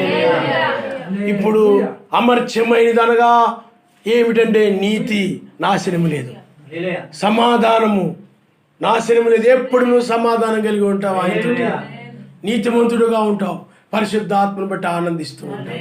ఇదే రాబోయేటువంటిది, ఉండబోయేది ఇదే. అందుకని నిలువైన పట్టణం మనకి ఇక్కడ లేదు, కానీ ఉండబో దానికోసము ఎదురు చూస్తున్నామని. కాబట్టి ఉండబోయేది, యుగాలు ఉండబోయేది ఇదే. ఇంకా ఎదురు చూసే సమయం కాదు, కానీ ఇప్పుడు మన మధ్యకే తలరాయిగా ఎక్కిరమ్మని ఆయన పిలుస్తూ ఉన్నాడు ఆయన. కాబట్టి ఉండబోయేది ఇదే, పట్టణమే, అదే మన నివాసము. నువ్వు నీతిలోనే, ఎందుకంటే ఆ పట్టణంలో, ఆ భూమిలో, ఆ భూమి మీద ఏముంటుంది చెప్పండి? రాబోయేటువంటి దానిలో నీతి ఉంటుంది, సమాధానం ఉంటుంది, పరిశుద్ధాత్మ మీద ఆనందం ఉంటుంది. అదే మన నివాసం, అదే అమర్త్యమైనది. ఇప్పుడు దానిలో నువ్వు నివసిస్తున్నావు అంటే, దాని ప్రకారం నడుస్తున్నావు అని అంటే నువ్వు అమర్త్యమైన నివాసంలో ఉన్నట్టు లెక్క. దాన్ని ఏ విధంగా పొందుకున్నావు? మరణమును జయించడం ద్వారా, పాపమును జయించడం ద్వారా, లోకాపేక్షను జయించడం ద్వారా. ఏ విధంగా జయించగలిగి? అవన్నీ మరణ సంబంధమైనవి. ఆ మరణాన్ని, ఎందుకంటే ఆజ్ఞాతిక్రమే పాపము, పాపములు జీతము మరణము. నీవు ఆజ్ఞ అతిక్రమించకుండా నీవు వాక్య వ్యతిరేకమైన దాన్ని ఎదిరించి వాక్యం మీద నిలబడడమే మరణాన్ని నీవు జయించడం. అపవాది లోకాపేక్షలు తీసుకొస్తాడు నీ దగ్గరికి. మెస్సీ దగ్గర కూడా అలాగే తీసుకొచ్చాడు. ఇదిగో ఈ లోక రాజ్యము, మహిమ ఎంత గొప్పగా ఉన్నాయి చూడు, ఎంత అందంగా ఉన్నాయి చూడు, ఆ పట్టణాలు చూడు, ఆ సైన్యము చూడు, ఆ యొక్క సింహాసనాన్ని చూడు, ఆ ప్రజలను చూడు, ఆ గ్రామాలు చూడు, అవన్నీ చూడు. నువ్వు నాకు మొక్కినట్లయితే ఇవన్నీ నీయే అవుతాయి అన్నాడు. అయితే మెస్సియా ఆయనకే మొక్కవలసి, ఆయన నామనిస్తాడు. అందుకే సాతానుడు ఎప్పుడు కూడా లోకాపేక్షను నీ హృదయంలోకి తెస్తూ ఉంటాడు. వాడి పనేది మర్త్యమైన వాడు, నశించే వాడిని తీసుకొస్తూ ఉంటాడు. ఇవన్నీ కూడా నశించేవి. ఆ నశించే వాటిని గురించి ఆశలు తీసుకొస్తూ ఉంటాడు నీ హృదయంలోనికి. వాడు ఇది ఉంటే బాగుంటుంది, అది ఉంటే బాగుంటుంది, ఇది కనుక నువ్వు కలిగి ఉంటే, లేకపోతే ఇది నువ్వు ఈ పాపం చేస్తే, ఈ వాక్యాన్ని మీరిపోతే ఇవన్నీ నీ అయిపోతాయి, నువ్వు చిన్న కనుక అన్యాయం చేస్తే ఇవన్నీ నీ అయిపోతాయి, ఇదిగో మోసం చేస్తే ఇవన్నీ నువ్వు పొందుకోవచ్చు, లోకంలో ఇవన్నీ పొందుకోవచ్చు. ఈ ఆపేక్షలన్నీ చేసేవాడు ఎవరు చెప్పండి? ఆ పరిశీలు సద్దీకోయిల్లో ఉండి సాతానుడు ఇస్కరియోతు యోధాతోటి నువ్వు ఆయన కనుక అప్పగిచ్చినట్లయితే నీకు ఇంత ధనం ఇస్తాం. ఆ ధనాన్ని ఆపేక్షించి, ఆ ధన ఆపేక్ష వలన అతడు మెస్సీని ముద్దు పెట్టి అప్పగించాడు. అలాగే 11 మంది శిష్యులు ఉన్నారు. వారిని కూడా వీళ్ళు ఆ ధనం చూయించి, ఈ డబ్బును మీకు ఇస్తాం, మెస్సీ ఎక్కడున్నాడో చెప్తే, లేకపోతే ఆయన మాకు అప్పగిస్తే అన్నప్పుడు వారు ఆ అమర్త్యమైన దాని మీద ఆపేక్ష కలిగి ఉన్నారు కాబట్టి దాన్ని తృణీకరించారు. ఆయన హల్లెలూయా. దాన్ని ధరించుకోవాలని ఆపేక్ష ఉన్నప్పుడు అసూయను త్రోసివేస్తావు, లోకాశలన్నీ కూడా నీవు త్రోసేస్తావు, అన్నిటిని కూడా నీవు వ్యర్థమైన వాటన్నిటిని కూడా నువ్వు త్రోసివేసి వాక్యాన్ని నువ్వు పట్టుకోవడం జరుగుతుంది. ఎక్కిరమ్మ అక్షయతను నువ్వు పొందుకోవడం జరుగుతుంది, అమర్చతని నువ్వు. ఎందుకంటే అక్షయమైనది, నిర్మలమైనది, వాడబారనిది ఆయన యొక్క వాక్యమే. ఆయన గమనిస్తావు. హల్లెలూయా, హల్లెలూయా. అదే ఆయనే. ఆయన ధరించుకోవాలని ఆపేక్ష, ఆయన ధరించుకోవాలని ఆపేక్ష. ఎంత ఆపేక్ష చూడండి. రెబెకాను మనం చూసినట్లయితే, రెబెకా ఒక ఆపేక్ష కలిగి ఉంది. ఆపేక్ష ఏమిటి అని అంటే, ఎప్పుడు నేను మెస్సీని చూడొస్తానా, ఎప్పుడు ఇస్సాకుని నేను చూస్తానా, ఎప్పుడు నేను ఇస్సాకును కలుసుకుంటానా ఆపేక్ష ఆమెలో ఉంది. వేరే ఆపేక్ష ఏమి లేదు ఆమెలో. ఎప్పుడు నేను చూస్తానా ఆయన్ని, ఆ అపేక్ష కలిగి ఉంది. ఆ తెల్లవారుజాము వచ్చింది, ఆమె వెళ్ళే సమయం వచ్చింది, ఆమె ఆపేక్ష నెరవేర్చబడే సమయం వచ్చింది. ఆ సమయంలో వాళ్ళు అంటున్నారు 10 దినములైనా లేకపోతే కొన్ని దినములైనా ఉండనిమ్మంటున్నారు. చూడండి, వారు ఆపేక్షిస్తూ ఉన్నారు ఆమె ఇక్కడ ఉండాలని, ఆ రెబెక్క. కానీ వారి ఆపేక్షలన్నిటినీ త్రోసివేసి ఆమె ఇస్సాకు దగ్గరికి వెళ్ళిపోయింది. హల్లెలూయా. సాతానుడు కూడా ఈ లోకంలో నీకు అనేక ఆపేక్ష కలుగు చేస్తూ ఉంటాడు. ఈ లోకంలో ఈ లోక సంబంధమైన వాటితో ఆపేక్షలు కలుగు చేస్తూ ఉంటాడు, వాడి పనేది. కానీ రేపు కావాలి నువ్వు కూడా చివరి కాలంలో ఏమిటో చెప్పండి, ఆయన కలుసుకోవాలని ఆపేక్ష. ఆపేక్షను బట్టి ఆమె ఇస్సాకు దగ్గరికి కొనుక్కోబడింది. ఆపేక్షే. ఇందాక మనం చూసాం, లోతు ఏ ఆపేక్ష కలిగి ఉన్నాడు, ఆయన్ని. ఏ ఆపేక్ష కలిగి ఉన్నాడు లోతు, తప్పించుకోవాలని ఆపేక్ష కలిగి ఉన్నాడు. ఆ సొదొమ గొమొర్రాలో ఉండాలని అసలు లేదు అతడికి. అందుకని తను చూచిన దాన్ని బట్టి, విని దానిని బట్టి తన హృదయం నొచ్చుకుందని బైబిల్లో రాయబడింది. ఈ శరీరాన్ని బట్టి అతడు బాధపడ్డాడు. ఈ అపవిత్రమైన శరీరము, ఇది లోకాశలు కలిగే శరీరము, కామోద్రేకమును కలిగే శరీరము, పాపమై ప్రేరేపించే శరీరము, ఈ శరీరము సంబంధించినవి ఇవన్నీ కూడా శరీరం ఆశిస్తూ ఉంటుంది. నీకు అది ధరించుకుంటే నువ్వు చాలా బాగా కనపడతావు, ఇది ధరించుకుంటే నువ్వు చాలా బాగా కనపడతావు. ఈ కనులు ఆశిస్తూ ఉంటాయి. అందుకని శరీరాశ, నేత్రాశ, జీవోడంబం. ఈ శరీరాశ, నేత్రాశ, జీవోడంబాన్ని ఎవరైతే జయిస్తారో అదే మరణము, వాళ్ళు అమర్చితులోనికి వెళ్ళిపోయినట్టు. శరీరాశ ఇవి అనుభవించాలని, బాగా ఒక మంచి ఇది కట్టుకొని దాంట్లో తిరగాలని, అనుభవించాలని, అవి ధరించుకొని అనుభవించాలని, ఆ వస్తువులు కొనుక్కొని అనుభవించాలని, ఈ వస్తువులు కొనుక్కొని అనుభవించాలని ఈ శరీరం. అవి చూసి అవి చూడాలని, ఇవి చూడాలని, అవి చూడాలని ఈ శరీరం, ఈ కన్నులు ఆశిస్తూ ఉంటాయి లోక సంబంధమైన వాటిని. అందుకని ఏదోనులో ఏం జరిగింది చెప్పండి, శరీరాశ, నేత్రాశ, జీవోడమం. ఆ కన్నులతో చూసినప్పుడు అది చాలా అందంగా, చాలా చక్కగా కనపడింది. దాన్ని ఆశించారు వాళ్ళు.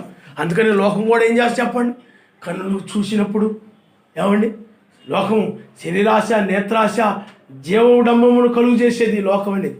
అందుకని తండ్రి వల్ల పుట్టినవి కాదు అన్నది బైబిల్లో. లోకం అనగా ఏమిటి, శరీరాశ, నేత్రాశ, జీవోడంబం, ఇది మరణము. అందుకే లోకంలో ఉన్న వాటిని మీరు ప్రేమింపకుడి. కాబట్టి లోతు ఆ సొదొమ గొమొర్రాలో ఉన్నప్పుడు అతడు ఈ యొక్క మనుషులలో ఉన్నటువంటి ఆ పాపపు స్వభావాన్ని బట్టి, ఆశలను బట్టి, అపేక్షలను బట్టి ఆ యొక్క సొదొమ గొమొర్రా అభివృద్ధి చెందుతున్నటువంటి ఆ పాపపు రీతిగా అభివృద్ధి చెందింది. ఇది పాపపు రీతిగా వ్యభిచారాల్లో, దొంగతనాల్లో, నరహత్యల్లో, ఈ యొక్క మోసములలో, వీటన్నిటిలో కూడా అభివృద్ధి చెందింది. ఈనాడు ఎక్కడ చూసినా సొదొమ గొమొర్రాలాగా తయారైపోయి పట్టణాలు, ఎక్కడ చూసిన కిడ్నాపులు, దొంగతనాలు, చంపుకోవడాలు, చెరిపేయడాలు, ఆడపిల్లల మీద దొమ్మిగా కుర్రోళ్ళు పడిపోయి ఆ చెరిపేయడం, ఇవన్నీ ఎక్కువ. ఈ ఆపేక్ష ఎక్కువైపోయాయి. అది పాపమని, అది తప్పని, అది శిక్షించబడతామని కానీ ఏ భయము లేకుండా చాలా ఘోరముగా తయారైపోయింది ప్రపంచం. సొదొమ గొమొర్రాలో కూడా అదే విధంగా అయిపోయింది. అందుకని ఏంటి వీళ్ళంత ఘోరంగా తయారైపోయిందని ఈ రోజుల్లో ఎలా ఒక నీతిమంతుడు బాధపడతాడు, ప్రపంచం చెడిపోయిన దాన్ని బట్టి, ఆ వింటున్న వార్తలను బట్టి, చూస్తున్న సంఘటనలను బట్టి ఆ లోతు కూడా ఆనాడు బాధపడ్డాడు. ఆ నీతిమంతుడు బాధపడ్డాడు. ఆ తర్వాత అతని జీవితం, అతని పిల్లలు అది ఆ సంఘటన వేరు. కానీ లోతు సొదొమ గొమొర్రాలో ఉన్నప్పుడు నీతిమంతుడిగా ఉండాలని బైబిల్ చెప్తాడు. అతను ఆయన అబ్రాహాములాగా లోతుని ఏర్పరచుకొని పోవచ్చు. కానీ అతడు పేతురు రాసిన పత్రికలో అది నీతిమంతుడు. అందుకని అబ్రాహాముతో మాట్లాడినప్పుడు కూడా ఆ నీతిమంతులు ఉన్నట్లయితే నేను రక్షిస్తానన్నాడు ఆయన. మీకు అర్థమైందా? కాబట్టి అక్కడ ఆ యొక్క లోతు ఆ విధంగా ఆ పట్టణం నుండి బయటకు రావాలని, ఇంక నీతిమంతుల మధ్య జీవించాలని, ప్రేమ కలిగిన వారి మధ్య జీవించాలని, పరిశుద్ధుల మధ్య జీవించాలని నిత్యము ప్రార్థించే వారి మధ్య జీవించాలని ఆ తపన కలిగి ఉన్నాడు అతను. ఆ మనుషుల మధ్య, ఈ పాపుల మధ్య, అవిశ్వాసుల మధ్య, ఈ మత్స్యాకోళ్ళ మధ్య, ఈ లోకస్తుల మధ్య అతను ఏమాత్రం కూడా నివసించాలని అనిపించలేదు అతను. ఆ సమయంలోనే ఆ దూతలు ఆ తెల్లవారుజామున అతను ఏం చేశాడు చెప్పండి? అతడు ఆపేక్షను నెరవేర్చాడు. ఆయన హల్లెలూయా. లోతు ఎందుకంటే అక్కడ ఆయన తీర్పు సింహాసనం మీదకు మారాడు. సాయంకాలం అర్ధరాత్రి కోడిగూసే వేళ వరకు కూడా ఆయన తీర్పు సింహాసనం మీద ఆయన లేడు. కృపా సింహాసనం మీదే ఉన్నాడు. కానీ తీర్పు సింహాసనం మీద తెల్లవారుజామున ఆయన మారి ఆ యొక్క లోతుని, ఆ యొక్క ఆపేక్ష కలిగిన లోతుని సొదొమ గొమొర్రా నుండి వెలుపలకు తీసుకుని వచ్చి ఆయన ఆ ఆపేక్షను నెరవేర్చాడు. ఆ ఆపేక్ష కలిగినట్టు ఆ లోతు ఎందుకంటే ఆ జనుల మధ్య ఉండకూడదని, ఆ సొదొమ గొమొర్రా నుండి విమోచించబడాలని ఆపేక్ష కలిగి ఉన్నాడు. కాబట్టి అందువల్ల లోక ఆపేక్షలు వాటన్నిటినీ కూడా సొదొమ గొమొర్రాలో ఉన్న ఆపేక్షలు, ఆ కోరికలు వాటన్నిటిని జయించి రావడానికి, సోయరికి రావడానికి కారణము అతడు రక్షించబడాలని ఆపేక్ష కలిగి ఉన్నాడు. ఆయన నామనిస్తాడు. అసలు ఆ శరీరం ధరించుకోవాలనే నీకు అసలు ఆపేక్ష లేదు. ఆపేక్ష నీకు లేనప్పుడు ఈ లోకాపేక్షలు నీవు జయించలేవు. అందుకని లోకము, ఇదిగో సాతానుడు ఆ సొదొమ గొమొర్రా చూడు, నీ గృహాలు చూడు, నీవు కలిగిన పొలములు చూడు, స్థలములు చూడు, ఆ తోటలు చూడు, ఆ డబ్బు చూసుకో, ఆ వస్తువులు చూడు, రకరకాలుగా ఆపేక్ష కలుగు చేస్తూ ఉన్నప్పుడు కూడా ఏ మాత్రము కూడా తన తలను అటువైపు తిప్పలేదు. ఇప్పుడు కూడా వాటి వైపు మరల్చకుండా నీ తలని లోకాశల వైపు, లోకం వైపు నీ మనసును పోనివ్వకుండా పూర్తిగా పరలోక సంబంధమైనటువంటి అమర్త్యమైన వాటి మీద సంగతుల మీద మనసు ఉంచే సమయం ఇది. హల్లెలూయా, హల్లెలూయా. అందుకనే ఆ తెల్లవారుజాములో చూడండి, అప్పటి వరకు లోతు సొదొమ గొమొర్రాలో ఉన్నప్పుడు అటు శరీర సంబంధమైన సంగతుల మీద, ఇటు ఆత్మ సంబంధమైన సంగతుల మీద. కానీ శరీర సంబంధమైన సంగతులను విమోచించమని మూలుగుతూ ఉన్నటువంటి వ్యక్తిగా ఉంటాడు. కానీ అది విమోచనప్పుడు రాలేదు. కానీ తెల్లవారుజాము వచ్చినప్పుడు ఏం జరిగిందనంటే ఆ విమోచన వచ్చేసింది. అందుకని ఇంకప్పుడు మరణము మీద, ఇంకా శరీర సంబంధమైన సంగతుల మీద, ఆ సొదొమ గొమొర్రా అభివృద్ధి మీద, ఆ సొదొమ గొమొర్రా పట్టణాల మీద, ఆ వీధుల మీద, ఆ యొక్క ఆ జనుల మీద, ఆ అభివృద్ధి మీద, వాటి మీద, వీటి మీద ఇంకా మనసు ఏమి పెట్టల, వాటిని ప్రేమించలా. అతడు మనస్సు అసూయ మీద ఉంది. ఆయన హల్లెలూయా. కాబట్టి నీవు కూడా వెనక తొట్టు తిరగకుండా వచ్చే సమయం ఇది. ఎందుకంటే శరీరానుసారమైన మనసు మరణము, ఆత్మానుసారమైన మనసు జీవము. ఇప్పుడు నీవు ఎక్కిరమ్ము. ఇప్పుడు నీవు అమర్త్యమైన సంగతుల మీదే, నీతి, సమాధానం, పరిశుద్ధాత్మ ఆనందం మీదే, ఆ తలరాయి మీదే, ఆ మహిమ శరీరం మీదే నీవు మనసు ఉంచి దాని మీదే మనసు ఉంచాలి. ఇంకా శరీర సంబంధమైన సంగతుల మీద మనసు ఉంచకూడదు. ఇక ఎప్పుడైతే నువ్వు శరీర సంబంధమైన సంగతుల మీద మనసు ఉంచో, శరీరానుసారమైన మనసే మరణము. కాబట్టి ఇంకా నువ్వు మరణాన్ని జయించినట్టు ఆయన మనసు. అందువల్ల మరణం మీద మనసు ఉంచే సమయం ఇది కాదు, అమర్త్యత మీద మనసు ఉంచే సమయం.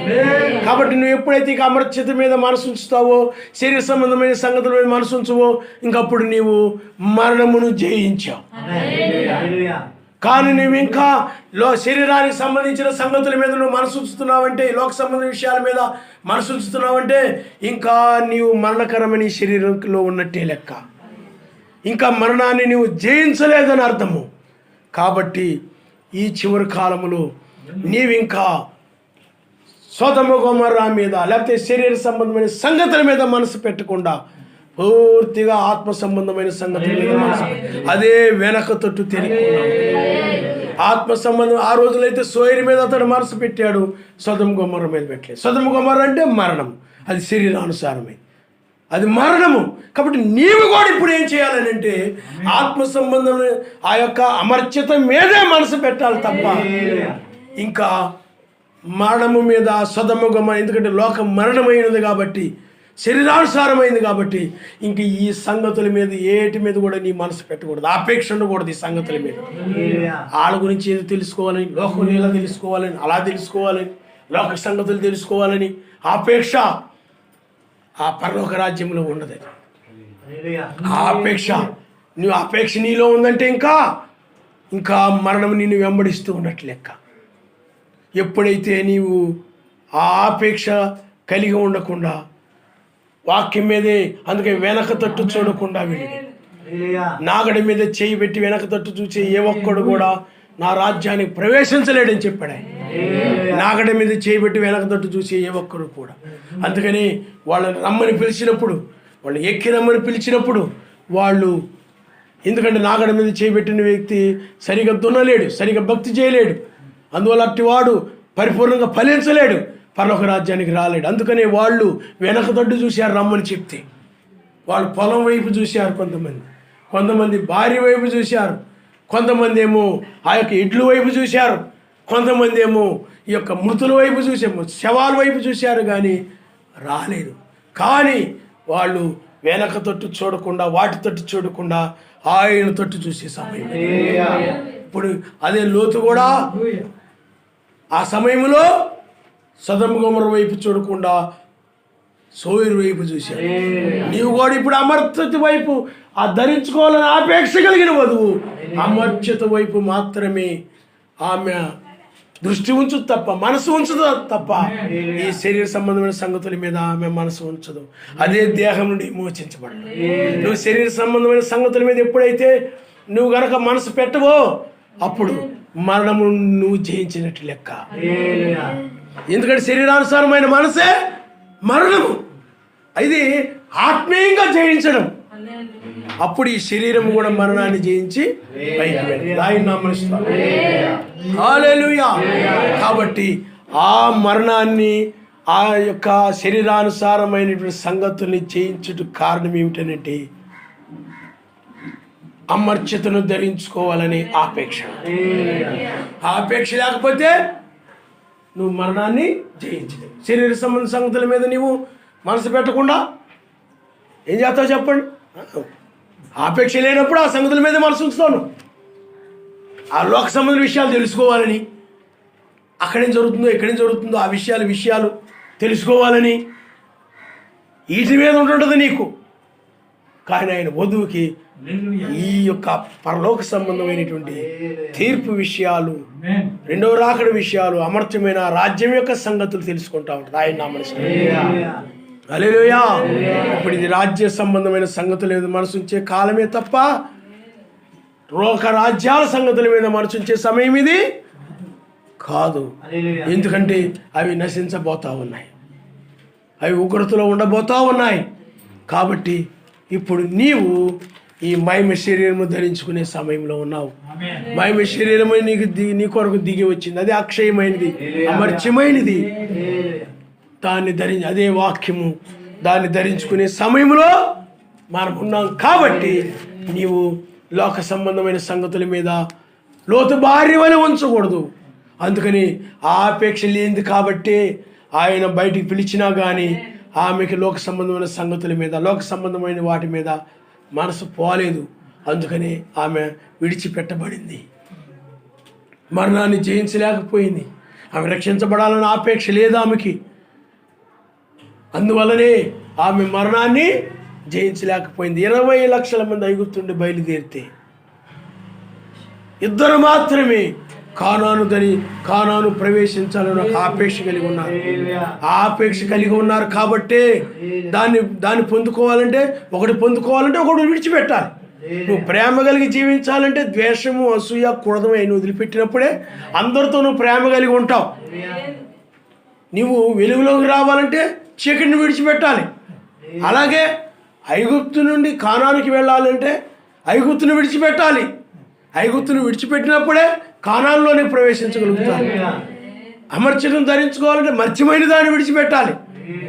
అందుకని ఈ శరీరం ఇలాగే ఉంటుంది, కానీ ఇది అమర్త్యమైనదిగా మారుతుంది. మనలో ఉన్న జీవం ఏం చేస్తుందంటే ఈ శరీరాన్ని మారుస్తుంది అన్నమాట.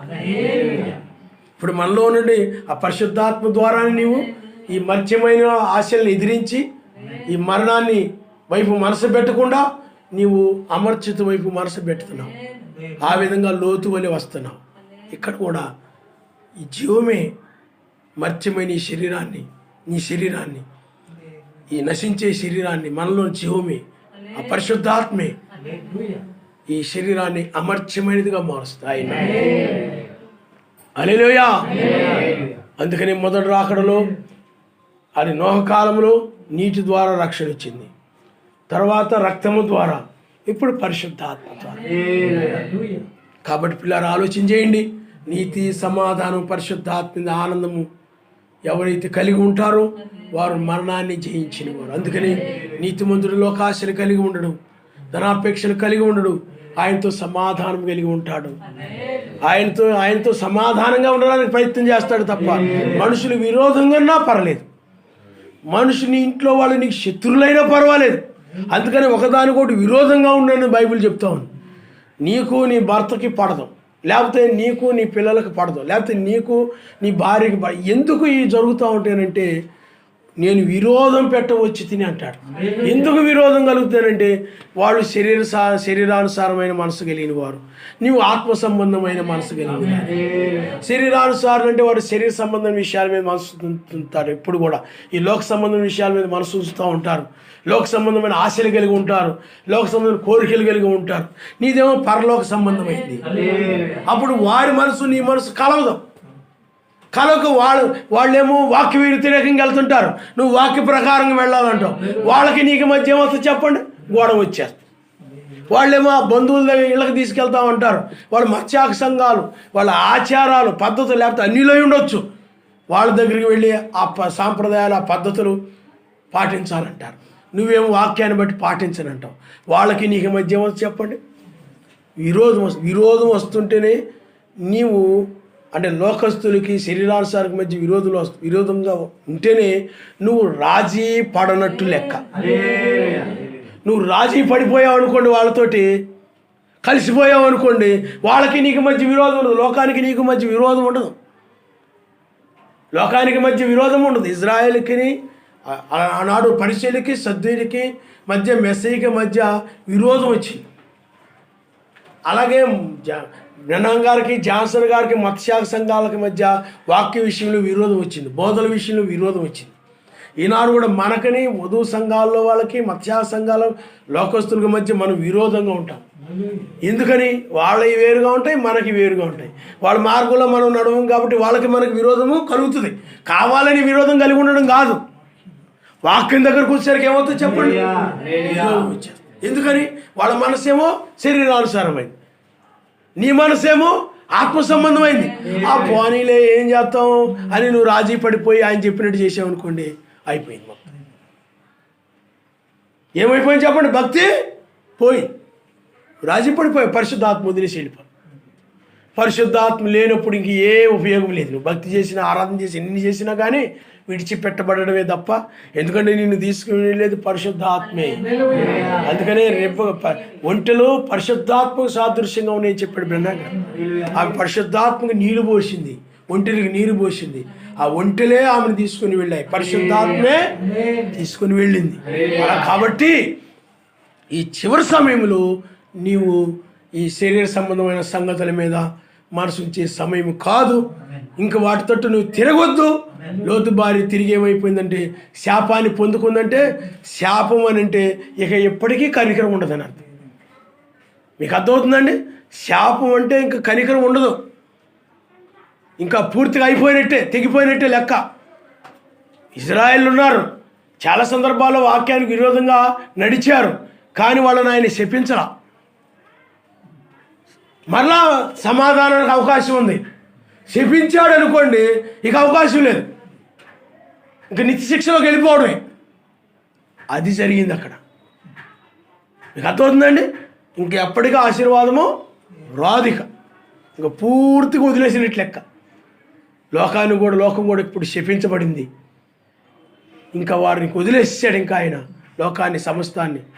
కాబట్టి ఇంకా లోకం మీద మనసు పెట్టే సమయం ఇది కాదు, వెనక తొట్టు తిరిగే సమయం ఇది కాదు. నువ్వు వెనక తొట్టు తిరగకుండా రావాలి. అప్పుడు నీవు మరణాన్ని జయించినట్లు లెక్క. మీకు అర్థమైందా? లోతు చూడండి, మరణాన్ని జయించాడంటే వెనక తొట్టు తిరగొద్దన ఆజ్ఞను నెరవేర్చడమే మరణమును జయించడం. ఆయన ఎందుకు వెనక్కు తిరగలేదు? రక్షించబడాలని ఆపేక్ష కలిగి ఉన్నాడు కాబట్టి. సోయరికి నాశనం లేని దాన్ని పొందుకోవాలని ఆపేక్ష కలిగి ఉన్నాడు కాబట్టి వెనక్కు తిరగలా. నీవు కూడా ఆపేక్ష కలిగి ఉన్నప్పుడు నిన్ను లోకంలో లాక్కొని వెళ్ళాలని చూస్తున్న మరణము వైపు నువ్వు తిరగవు. ఆయన నామనిస్తాడు. మరణం వైపు, మరణపు ఆశల వైపు నువ్వు తిరగకుండా ముందుకు కొనసాగుతూ ఉంటావు. ఆయన నామనిస్తాడు. అయితే మరణము లోతు భార్యని జయించింది. మరణం ఏం చేసింది చెప్పండి?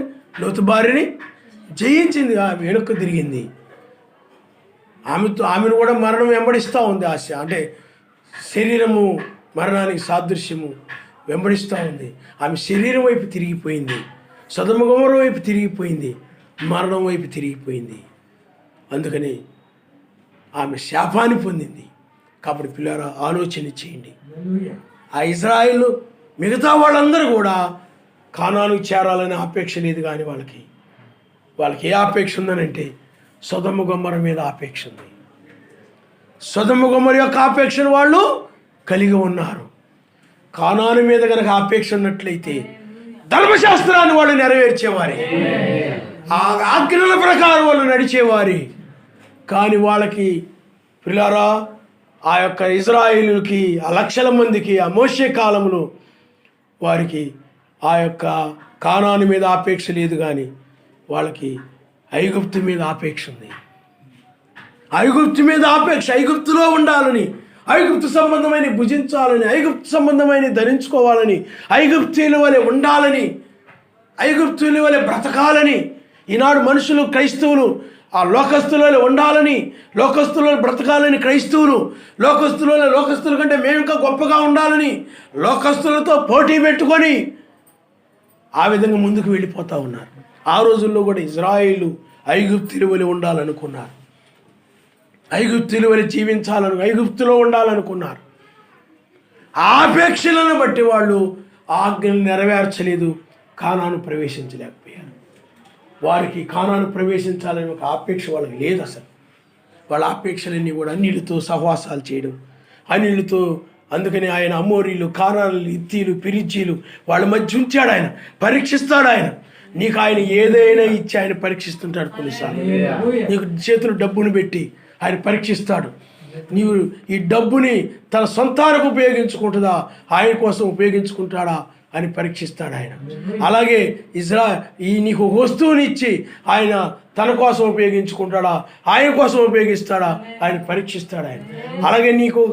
అలాగే వాళ్ళని కూడా అమోరీలు, కానానులు, ఇత్తీలు, పెరిజీలు వాళ్ళ మధ్య ఉంచి ధర్మశాస్త్రాన్ని అనుసరిస్తారా, లేకపోతే అన్యుల్లో చెప్పినట్టు నడుస్తారా అని పరీక్షించినప్పుడు వాళ్ళు ధర్మశాస్త్రాన్ని వదిలేసి అన్యులతో పాటు చక్కగా తిరిగి వాళ్ళు చేసినట్లుగా వీళ్ళు చేస్తూ అలాగ శరీరానుసారులైపోయి ఆ విధంగా వాక్యానికి వ్యతిరేకంగా ఉన్నప్పుడు నశించారు వాళ్ళందరూ. కారణం ఏమిటంటే వారు ఆ కానానుకి వెళ్ళాలనే ఆపేక్ష వాళ్ళకి లేదు. వాళ్ళు కానానుకి వెళ్ళాలనే ఆపేక్ష కలిగి ఉండాలి తప్ప మరి ఏ ఐగుప్తులో ఆపేక్షలు ఉండకూడదు. యెహోషువ, కాలేబులు మాత్రమే ఆ వాగ్దానం చేయబడినటువంటి ఆ దేశం పట్ల ఆపేక్ష కలిగి ఉన్నారు తప్ప మరి దేని మీద కూడా వాళ్ళు ఆపేక్ష కలిగి లేరు. మిగతా వాళ్ళు అయినట్లయితే ఐగుప్తు మీద ఆపేక్ష కలిగి ఉన్నారు. ఈనాడు కూడా నీకు వాగ్దానం చేయబడినది అదే అమర్త్యమైనటువంటి గుడారము, ఆ శరీరం, అది నివాసం, మన నివాసము. దాని మీదే నువ్వు ఆపేక్ష కలిగి దాన్నే నువ్వు ధరించుకో. ఆపేక్ష కలిగి ఉన్నప్పుడు దాన్నే నువ్వు ధరించుకుంటావు, దానిలో నువ్వు ప్రవేశిస్తావు. అదే మనకు ఆత్మ సంబంధమైన కానాను, ఈ మహిమ శరీరమే. దీనిలో నువ్వు ప్రవేశిస్తావు. ఆపేక్ష లేనివారు, లోకాపేక్షలు కలిగిన వారు, ఆ అమర్త్యమైన ధరించుకోవాలని ఆపేక్ష లేక ఈ లోకాపేక్షలు కలిగిన వారు ఆ అమర్త్యమైన దాన్ని ధరించుకోలేరు. కాబట్టి పిల్లారా, ఈ లోక సంబంధమైన ఆపేక్షల వైపు నువ్వు ఇక తిరగొద్దు. వాటిని ఏటిని కూడా నువ్వు ఆపేక్షించొద్దు. వాటి మీద నువ్వు మనసు పెట్టొద్దు. పూర్తిగా వాక్యం మీద మనసు పెట్టేసాము. లోతు మనసు ఆ యొక్క సొదొమ గొమొర్రా మీద తెగిపోయింది. పూర్తిగా దాని మీదే మనసు ఉంచాడు, సూర్యుని మీద. నీ మనసు కూడా లోక విషయాల మీద తెగిపోయి ఇంక వాటి మీద నువ్వు పెట్టట్లేదంటే నీ మనసు వాటి మీద తెగిపోయినట్లు లెక్క. ఆత్మ సంబంధ విషయాల మీదే నువ్వు మనసు పెట్టు. బైబిల్ విషయాల మీదే, బైబిల్ ఏం చెప్తుందో ఆ విషయాల మీదే నువ్వు మనసు పెట్టు. ఇక అంతం కాబోతా ఉంది ఈ ప్రపంచం. ఇది ఉండదు. ఈ యొక్క అమెరికా కానీ, ఐరోపియన్ కంట్రీస్ కానీ ఇవేమి కూడా ఉండవు. అమెరికా, ఈ దేశాలన్నీ కూడా భయంకరమైన ప్రమాదంలో ఉన్నాయి. ఇప్పుడు వైరస్ వలన చాలా భయంకరమైన ప్రమాదం ప్రపంచానికి చుట్టుముట్టి ఉంది. ఈ తాత్కాలికమైనదే, కానీ ఉదివెత్తబడిన తర్వాత చాలా ఘోరము భయంకరమైనవి ఉంటాయి. అప్పుడు ఈ సైన్స్ కానీ ఏది కూడా నేను రక్షించలేదు. డబ్బు, నువ్వు నమ్ముకున్నవారు ఎవరు నిన్ను రక్షించరు. అందుకని అమెరికా అది అందమైనటువంటిది. అమెరికా, యూరోపియన్ దేశాలు అందమైన దేశాలు, అందమైన మనుషులు, సుఖభోగాలు, విచ్చలవిడిగా తిరగడం, త్రాగడం, తిరగడం, విచ్చలవిడిగా జీవిస్తారు. కట్టుబాట్లలో ఉండరు. పాపముతో నిండిపోయింది. అందుకనే అమెరికా స్త్రీ 13 లక్షణాలు కలిగి ఉందని మనము అది చూచాయికి చెప్పాను. కానీ ఒక సమయంలో దాని అంతటి కూడా నేను వివరించి చెప్పడం జరుగుతుంది. అమెరికా స్త్రీ 13 లక్షణాలు కలిగి ఉంది. ఆయన వధువు 8 లక్షణాలు కలిగి ఉంది. ఆ 13 లక్షణాలు అమెరికా. దాని మీద ప్రకటన 13వ అధ్యాయంలో దాని గురించి కనబడతాం. ఆ 13వ అధ్యాయం అమెరికా, దాని సంఖ్య 13. పక్కన నుండి వచ్చాడు. అతడి సంఖ్య 13. 2013లో 13న అతడు ఎన్నికయ్యాడు. అతడి యొక్క సంఖ్యలలో 666 ఉంటుంది. ఇతడు చివరి పోపు కావచ్చు. ఇది మనకు చివరి వర్తమానం, కడవరి వర్తమానము, కడబూర. మనం ఉన్నంతకాలం వీడే చివరి వాడవచ్చు, తర్వాత ఇంకొకటి రావచ్చు. అది శ్రమకాలంలో రావచ్చేమో. కాబట్టి పిల్లారా ఆలోచించేయండి. ముగింపుకున్నాం, ముగింపు సమయంలో ఉన్నాం. అంతం కాబోయే, నాశనం కాబోయే లోకం మీద, సంగతుల మీద మనసు పెట్టొద్దు. నిజముగా నువ్వు లోతు వలె ఇది అంతమవుతుందని నువ్వు నమ్మినట్లయితే మనసు పెట్టు. అంతమవుతుందని నువ్వు నమ్మినట్లయితే మరణాన్ని నువ్వు జయిస్తావు. లోక సంబంధమైన సంగతుల మీద మనసు పెట్టకుండా ఉండడమే మరణాన్ని జయించడం. శరీరాశ, నేత్రాశ, జీవోడంబము ఇవి కలిగి ఉండకుండా ఉండడమే మరణాన్ని జయించడం. ఆ మరణాన్ని జయించాడు కాబట్టి వెనక్కి తిరగకుండా వెళ్ళాడు కాబట్టి సోయరికి వెళ్ళాడు అతను.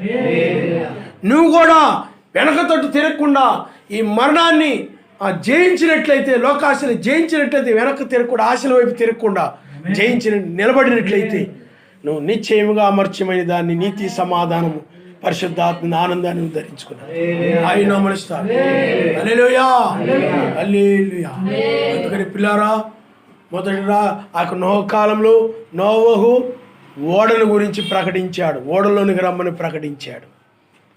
పిల్లారా, అలాగే మనము మొదటి రాకడలో మనం చూసినట్లయితే అపోస్తులు 7 సంఘాలు, 7 దూతలు, వాళ్ళందరూ కూడా ఆ రక్షణ రక్తము క్రిందకి రమ్మని పిలిచారు వాళ్ళు.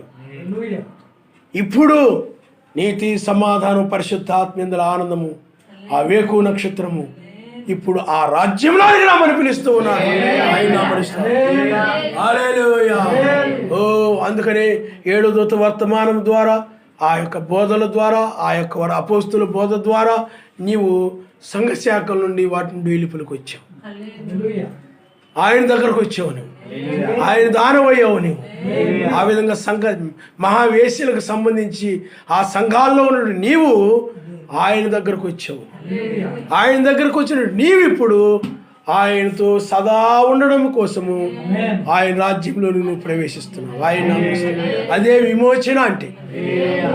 విమోచన అంటే వెలుపలకు వచ్చి లోపలకు ప్రవేశించుట. అందుకని వెలుపలకు చాలా మంది వచ్చారు, 20 లక్షల మంది వచ్చారు. లోపలకు ప్రవేశించింది మాత్రము 2. అలాగే ప్రపంచంలో బ్రహ్మం గారి వర్తమానం వల్ల, జాన్సన్ గారి వర్తమానం వల్ల, 7 సంఘాల 7 గురుదూతలు వీళ్ళందరూ వర్తమానం వల్ల అనేక మంది వెలుపలికి ఉండొచ్చు. కానీ ఇప్పుడు నిత్య రాజ్యంలో ప్రవేశించేది మాత్రం కొద్ది మంది. ఆ రోజుల్లో 8 మంది, ఈ రోజుల్లో అక్కడ యెహోషువ కాలేబులు 2 3 లోతు కాలంలో ఆ విధంగా రక్షించబడ్డారు. ఈ చివరి కాలం కొద్ది మంది రక్షించబడతారు. బైబిల్ స్పష్టంగా చెప్తా ఉంది, ఎచ్చడిద్దరు 3 కూడిందురు వారి మధ్య నేను ఆయన నామనిస్తాను. హల్లెలూయా. విశాల మార్గంలో ప్రవేశించ పోరాడొద్దు, అది నరకమునకు పోయేది. దా మార్గంలో అనేక మంది వెళ్ళిపోతారు, తీర్థ మార్గంలో అనేక మంది ఉంటారు. మీకు అర్థమైందా? అలాగే ఏకత్వ మార్గములో ఆ నామము ధరించుకునే వారు ప్రపంచంలో కొద్ది మంది ఉంటారు. ఆ కొద్ది మందిలో రక్షించబడేవారు ఇప్పుడు ఇంకా కొద్ది మంది ఉంటారు. ఆయన నామనిస్తారు. హల్లెలూయా.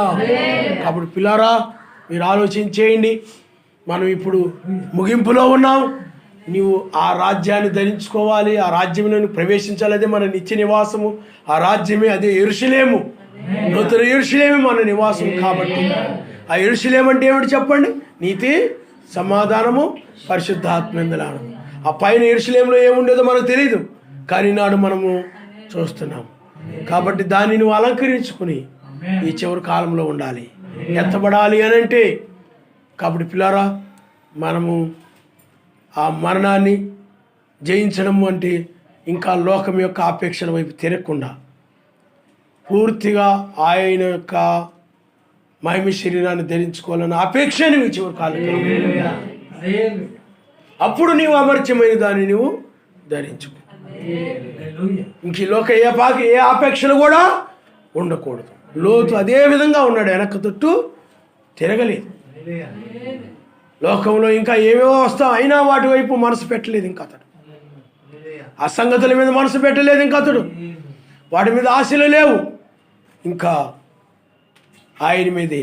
అందుకనే చూడండి, నీతిమంతులు ఎక్కడైనా కూడి ఉంటే ఆయన గురించి చెప్పుకుంటారు, పరలోక సంబంధ విషయాలు చెప్పుకుంటారు. కానీ లోకస్తులు ఎక్కడైనా చేరితే లోక విషయాలు చెప్పుకుంటూ ఉంటారు.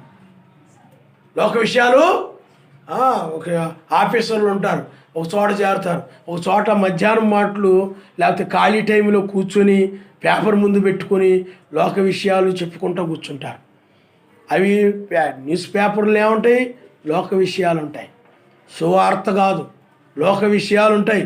మనకు అవసరమైనది ఏదైనా ఉంటే అమెరికాకు సంబంధించిన విషయం కానీ, పప్పుకు సంబంధించిన విషయం కానీ, ఇజ్రాయెల్కి సంబంధించిన విషయం కానీ, రష్యాకు సంబంధించిన విషయం కానీ, ఏమైనా కొన్ని విషయాలే. కానీ ఎక్కువగా వ్యర్థమైన విషయాలు ఉంటాయి. అయినా అప్పుడప్పుడు పడతా ఉంటాయి అంతే. కాబట్టి మనము అందువల్ల మనుషులు ఏం చేస్తుంటారంటే ఒక చోట చేరి తిండిల గురించి, వస్త్రాల గురించి, మార్కెట్లో చిన్న సామాన్ల గురించి, ఆ వస్తువుల గురించి, లేకపోతే ఆ యొక్క ఇప్పుడు మరలా ఎక్కువగా ఇవి కొనుక్కోవడం, స్థలాలు కొనుక్కోవడం ఎక్కువైపోయింది, ఈ బిజినెస్ ఎక్కువైపోయింది. వీటిని గురించి, ఆ యొక్క ప్లాట్ల గురించి, అవి ఇవి లోక విషయాలే చెప్పుకుంటూ ఉంటారు. ఆ సంగతుల మీద మనం మనసు పెట్టే సమయం ఇది కాదు. ఆయన వాడు లోకస్తులు కాబట్టి లోక సంబంధమైన సంగతులు చెప్పుకుంటూ ఉంటారు, లోక సంబంధమైన విషయాలు చెప్పుకుంటూ ఉంటారు. అంటే శరీరానికి సంబంధించిన విషయాలు ఇవన్నీ. నీవైతే ఆత్మ సంబంధమైన విషయాలు. ఆయన హల్లెలూయా. అప్పుడు నువ్వు మరణాన్ని జయించిన వ్యక్తివి. ఆయన నామనిస్తాడు. మరణాన్ని జయించిన వ్యక్తి అంటే ఎవరు చెప్పండి? ఆత్మ సంబంధం అంటే అమర్త్యమైన ఆ రాజ్య సంబంధమైన సంగతుల మీదే తప్ప, అన నిత్య రాజ్యానికి సంబంధించిన సంగతుల మీదే తప్ప లోక విషయాల మీద అతడు మనసు పెట్టాడు. నీతి మీద మనసు పెడతాడు. ఆయన దగ్గర ఆయనకి తనకి మంచి సమాధానం ఎలా పొందుకోవాలో దాని మీద మనసు పెడతాడు. ఆయన యందు నేను ఏ విధంగా ఆనందించాలి దాని మీద మనసు పెడతాడు తప్ప ఈ విషయాల మీద మనసు పెట్టాడు. ఈ లోక విషయాలు అవి జరుగుతూనే ఉంటాయి. నీవు దీని మీదే మనసు పెట్టాలి, వాటి మీద మనసు పెట్టకూడదు. కాబట్టి వీటి మీదే మనసు పెట్టి నువ్వు వాటితో తిరగకుండా ఉన్నట్లయితే నువ్వు మరణాన్ని జయించిన వ్యక్తివి. ఆ మరణాన్ని జయించడానికి కారణం ఏమిటి చెప్పండి? అమర్త్యతను ధరించుకోవాలని ఒక ఆపేక్ష. ఆపేక్షను బట్టి లోతు వెనక్కి తిరగలేదు. ఆపేక్ష లేదు కాబట్టి లోతు భార్య వెనక్కి తిరిగిపోయింది. కాబట్టి నువ్వు ఆలోచన చేయాలి, ఇవి గతించబోతా ఉన్నాయి. ఇప్పుడు చూస్తున్న ఐగుప్తులు మరి అన్నడూ చూడమని బైబిల్లో రాయబడింది. ఇప్పుడు నువ్వు కలిగి ఉన్నటువంటి ఈ శరీరాన్ని మరి అన్నడు నువ్వు చూడవు. ఇప్పుడు కలిగి ఉన్న నీ ఇల్లు నువ్వు ఎప్పుడు చూడవు. నూతనమైన దాన్ని చూస్తావు, నువ్వు ఇంకా నూతన శరీరాన్ని చూస్తావు. ఇప్పుడున్న దేశాన్ని, పట్టణాలను మరి అన్నడు చూడవు. నూతనమైన రాజ్యాన్ని నువ్వు చూడబోతున్నావు. దాన్ని నువ్వు జరగబోతుందని అని కాదు, కానీ ఇప్పుడు అది మన మధ్య నెరవేరుతున్నదనే విషయాన్ని నువ్వు గ్రహించాలి. ముగింపులో మనము జరుగుతుంది ఇప్పుడు అది. దాన్ని నువ్వు నమ్ముతున్నావా? నమ్మితే వాడి మీద నువ్వు మనసు పెట్టవు. ఇవి నశించేవి.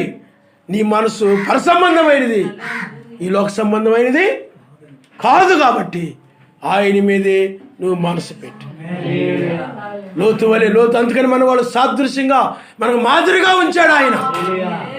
వాడిని ఎందుకు మాదిరిగా ఉంచాడు చెప్పండి? సరదాగా కాలక్షేపం కోసం చదువుకొని కథలు చెప్పుకోవడానికి కాదు. వారి వలె నీవు ఉండాలని, ఆయన వారి వలె నడవాలని, వారు కలిగి ఉన్న మనసును కూడా కలిగి ఉండాలని, అట్టి మనసుతో నువ్వు ఈ చివరి కాలంలో జీవించాలి. ఆయన తల ఉంచుకోండి, మనం ప్రార్థన చేసుకుంటాం. అమర్చితను ధరించుకోవాలని ఒక అపేక్ష. అమర్చితను ధరించుకున్న తర్వాతే ఆయన్ని చూస్తాము. అబ్రహాము గారు కూడా ఒక అపేక్ష కలిగి ఉన్నాడు. ఆయన వాగ్దానం నెరవేరుస్తాడని, ఆ వాగ్దానం నెరవేర్చబడాలని ఒక అపేక్ష కలిగి ఉన్నాడు. ఆ అపేక్షను బట్టి ఆ శరీరము రూపాంతరం చెందింది.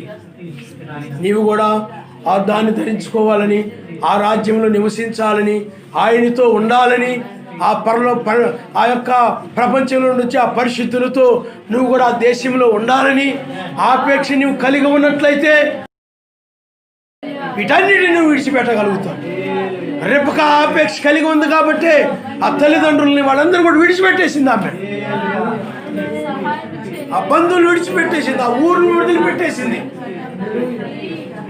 నీవు కూడా ఆయనతో ఉండాలని ఆపేక్ష కలిగి ఉన్నట్లయితే వీటి మీద మనసును విడిచిపెట్టేసి ఇవన్నీ లోకమును ప్రేమించే వారందరూ ప్రమాదంలో పడిపోతారు.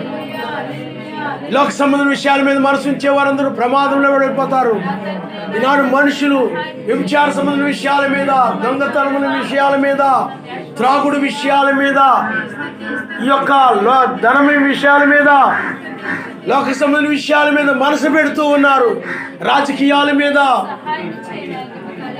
రకరకాల విషయాల మీద మనసు పెడుతూ ఉన్నారు. నీవు ఆయన మీదే మనసు పెట్టు, ఆయన్నే ప్రేమించు. ఇది అంతం కాబోతుంది నమ్మినట్లయితే, నీ శరీరం మారే సమయం ఇదే నువ్వు నమ్మినట్లయితే, నీ శరీరం మారడానికి ఒకే మార్గము నువ్వు నీతి, సమాధానము, పరిశుద్ధాత్మ ఆనందము కలిగి ఉండడమే. దానికి మించిన మరొక మార్గము లేదు. అప్పుడే నీ నీతిని బట్టే, సమాధానం బట్టే, పరిశుద్ధాత్మల ఆనందాన్ని బట్టే ఈ శరీరం మార్పు చెంది పైకి వెళ్ళిపోతుంది. మహిమ రూపముగా మారే యాషువతో నుందును నేను, యాషువతో నుందును. మహిమ రూపముగా మారే యాషువతో నుందును నేను, యాషువతో నుందును. మాటి గూడారమెల్లప్పుడు బలహీనమై నశించునవి. మాటి గూడారమెల్లప్పుడు బలహీనమై నశించునది. చేతులతో చేయబడని, చేతులతో చేయబడని నిత్య మహిమను జీవించెను. ఆమేన్. నిత్య మహిమను జీవించెను. మహిమ రూపముగా మారి యాషువతో నుందును నేను, యాషువతో నుందును. హల్లెలూయా. ఓ నీవు లోకాశలు కలిగి ఉన్నావా? ఇంకా లోకాపేక్షలు కలిగి ఉన్నావా? ఇంకా లోక ధనాపేక్ష కలిగి ఉన్నావా? లోకములో కనబడిన వాటిని నువ్వు ఆశిస్తూ ఉన్నావా? అయితే లోకం నిన్ను ఇంకా ఆకర్షిస్తానే ఉంది. లోకంలోని నిన్ను ఇంకా ఆకర్షిస్తానే ఉన్నాయి. ఇది సమస్తము వ్యర్థమని నీకు అనిపించడం లేదా? హల్లెలూయా, హల్లెలూయా.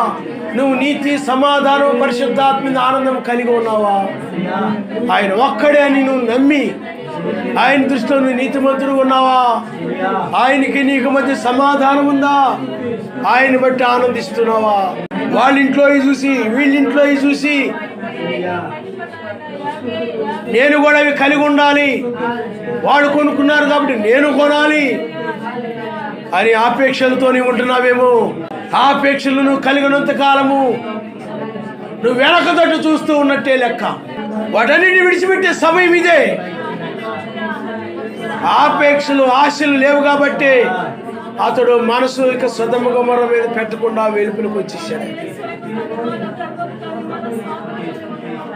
నువ్వు ఆయన యొక్క మార్గంలో ఉండాలని చెప్పుకుంటూ లోక సంబంధమైన వాటి మీద మనసు కలిగి, శరీర సంబంధమైన లోక సంబంధ విషయాల మీద మనసు కలిగి, మురికి అన్ని చెడిపోయాయి, ప్రతిదీ కూడా చెడిపోయింది. రాజకీయాలు చెడిపోయాయి, ప్రతిదీ కూడా చెడిపోయింది. మంచి లేదు, నీతి లేదు.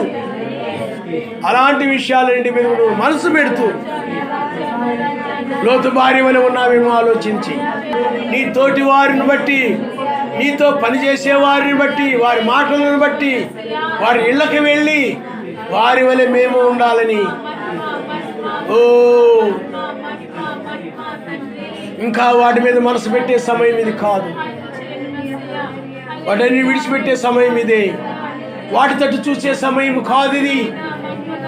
లోతు వలె ఇక పూర్తిగా ఆయన వైపు మనసు పెట్టే సమయం. వెనకతోటి తిరగకుండా రావాలి. నీవు వెనక తిరగొద్దు. వెనక తిరిగే సమయం ఇది కాదు. అసూయ వైపు, ద్వేషం వైపు, ఈ చెడిపోయిన అందమైన ప్రపంచం వైపు మనసు పెట్టే సమయం ఇది కాదు.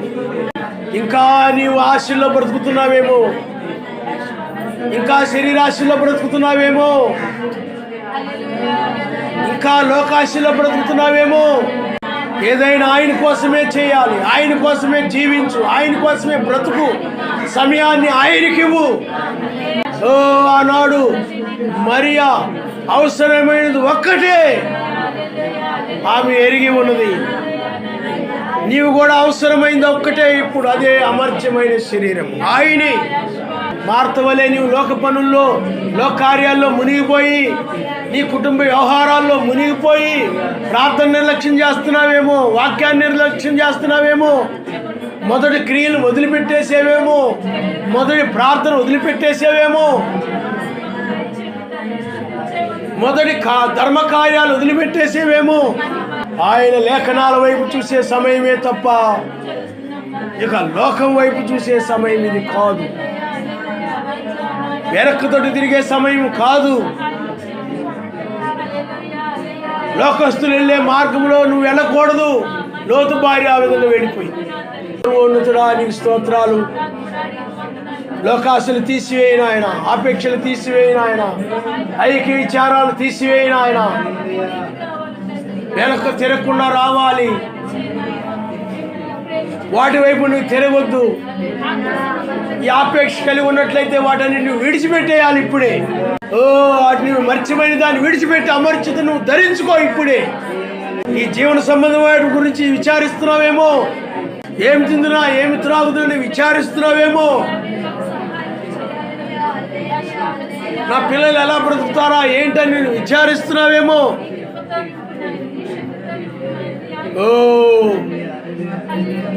అయ్యే జీవన సంబంధమైన విచార అవన్నీ నువ్వు విడిచిపెట్టేసి, నువ్వు నశించకూడదు అనుకుంటే, పాపులతో పాటు నశించకూడదు అనుకుంటే, శరీర సంబంధమైన సంగతుల మీద మనసు పెట్టదు. ఆ మనసు శరీరానుసారమైన మనసును నువ్వు జయించాలి. ఆ మనసు శరీర సంబంధమైన సంగతుల మీదకి నిన్ను తీసుకుపోతా ఉంటుంది. ఆ మనసే మరణము. మరణమును జయించిన ఆపేక్ష.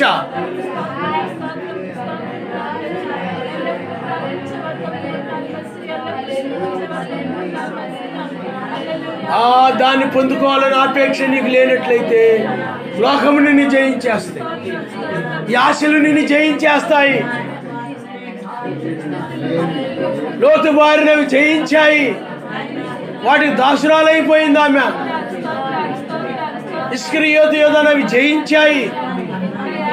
ఐగుప్తు ఆశలు ఇశ్రాయేలు అందరినీ జయించాయి. అందుకని వాళ్ళు ఐగుప్తుకి తిరిగి పోవాలనుకున్నారు. వాళ్ళు నిన్ను కూడా డబ్బు జయించిందేమో, ధనాపేక్ష అనేది జయించిందేమో. అప్పుడు దానికోసం నువ్వు పనిచేస్తుంటావు, దానికోసం నడుస్తూ ఉంటావు. హల్లెలూయా, హల్లెలూయా. యుద్ధ యజమానులు మీరు దాసులై ఉన్నారని వాక్యం చెప్తావు. ఓ మహాగణుడా నీకు స్తోత్రములు, మహాపరిశుద్ధుడా నీకు వందనాలు. ఇంకా సుఖభోగాలు అనుభవించాలని, లోకములో ఇంకా సుఖంగా బ్రతకాలి, మా పిల్లలు మేము సుఖంగా బ్రతకాలని సుఖభోగాల మీద మనసు ఉంచుతున్నావేమో. ఆయన న్యాయాధిపతిగా మారాడు, నువ్వు మర్త్యమైన శరీరం నుంచి అమర్త్యమైన శరీరముగా మారాలి.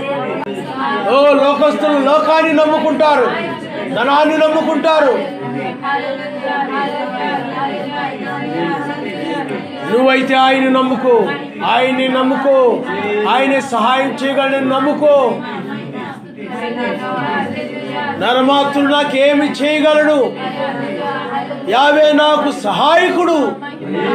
ఓ దీని ఎలా లక్ష్యం ఇచ్చిన మీకు మేలు అని బైబిల్ చెప్తా ఉన్నది నాయన. వేకు నక్షత్రం లక్ష్యం ఉంచినప్పుడు, గురి ఉంచినప్పుడు, ఇంకా వెనకతోటి తిరగకుండా తూర్పు దేశపు జ్ఞానులు నాయన ఆ నక్షత్రం మీదే మనసుంచారు నాయన. వారు మేలు పొందారు, వారు ఆ యొక్క మెస్సీని కలుసుకున్నారు. వెనకతోటి తిరగలేదు, వెనక్కి చూడలేదు. వారు ఆ మెస్సీని కలుసుకోవాలని ఒక ఆపేక్ష వాళ్ళు కలిగి ఉన్నారు. వారు లోకాశలు కలిగి ఉన్నట్లయితే ఎక్కడో ఒకసారి ఆగిపోయేవారు. లోకాశలు కలిగి ఉన్నట్లయితే వాళ్ళు తిరిగి వాళ్ళ ప్రాంతాలకు వాళ్ళు వెళ్ళేవారే. కానీ ఆయన్ని కలుసుకోవాలని ఒక ఆపేక్షను బట్టి లోక సంబంధమైన వాటిని, ఆ మరణాన్ని వాళ్ళు జయించారు. మెస్సీని వాళ్ళు కలుసుకున్నారు. వాళ్ళ ఆపేక్ష నెరవేరింది. నీ ఆపేక్ష కూడా నెరవేరాలి. నీకు వాగ్దానం చేయబడిన ఆ అమర్చమైన శరీరాన్ని నువ్వు పొందుకున్న ద్వారా నీ ఆపేక్ష నెరవేర్చబడతా ఉంటుంది. ఆయన మనిషి హల్లెలూయా, హల్లెలూయా. ఓ రాహాబు అనే స్త్రీ ఒక ఆపేక్ష కలిగి ఉంది. ఆమె ఆ యొక్క ఎరుకో నాశనం అవుతుందని ఆమె నమ్మింది కాబట్టి బయటకు వచ్చింది. నమ్మనట్లయితే అక్కడే ఉండిపోయేది. నీవు కూడా నమ్మావు అని అంటే ఇటు నీవు ఆపేక్షలు, ఆశలను వదిలిపెట్టేసి మనసు వాటి మీద నువ్వు పెట్టకూడదు. ఓ సర్వోన్నతుడా, మహిమ కలిగిన వాడా, వందనాలు, వందనాలు, వందనాలు. హల్లెలూయా, హల్లెలూయా. పరిశుద్ధాత్మను బట్టి నడువు. నీ భర్తను బట్టి, నీ యొక్క భార్యని బట్టి నువ్వు నడుస్తున్నావేమో, ఆవిడ ఆలోచన ప్రకారం నడుస్తున్నావేమో, నీ సొంత ఆలోచన ప్రకారం నడుస్తున్నావేమో, నీ పిల్లల ఆలోచన ప్రకారం నడుస్తున్నావేమో, నీ తల్లిదండ్రుల ఆలోచన ప్రకారం నడుస్తున్నావేమో. ఓ మెస్సయ్య ఆలోచన ప్రకారం నువ్వు నడవాలి, ఆయన ఆలోచన ప్రకారం నువ్వు నడవాలి. అది వాక్యమే ఆయన ఆలోచన. ఆపేక్ష నువ్వు చివరి కాలంలో కలిగి ఉండాలి సుమా. ఓ సర్వోన్నతుడా, మహిమ కలిగిన వాడా, నీ మహిమ గల పాదములు కొందనాలు, స్తుతి స్తోత్రాలు, ఘనత, మహిమ, ప్రభావం మా తండ్రి నాయన. ఇప్పటి వరకు నాయన మీరు మాకు తోడుగా ఉండి మీరు మమ్మల్ని నడిపించారు. నీకు స్తోత్రాలు మా తండ్రి. మేము ఈ లోకాన్ని మేము కోరుకుంటలేదు కానీ నాయన, వీటి మీద మాకు ఆపేక్షలు లేవు కానీ మా తండ్రి నాయన, మాకు ఆపేక్ష ఆ అమర్త్యమైన శరీరాన్ని ధరించుకోవాలనే తప్ప మరి ఏ ఆపేక్ష లేదు నాయన. ఆపేక్ష మేము కలిగిన వారే అమర్త్యమైన దాన్ని ధరించుకుంటారు. లోకైక మిగతా ఆపేక్షలన్నీ విడిచిపెట్టడానికి సహాయం చేయండి. ఇంకా లోక ఆపేక్షలు ఏమైనా ఉంటే వాటన్నింటినీ కూడా వదిలివేయడానికి సహాయం చేయండి. లోతు ఇంకా వదిలిపెట్టేశాడు.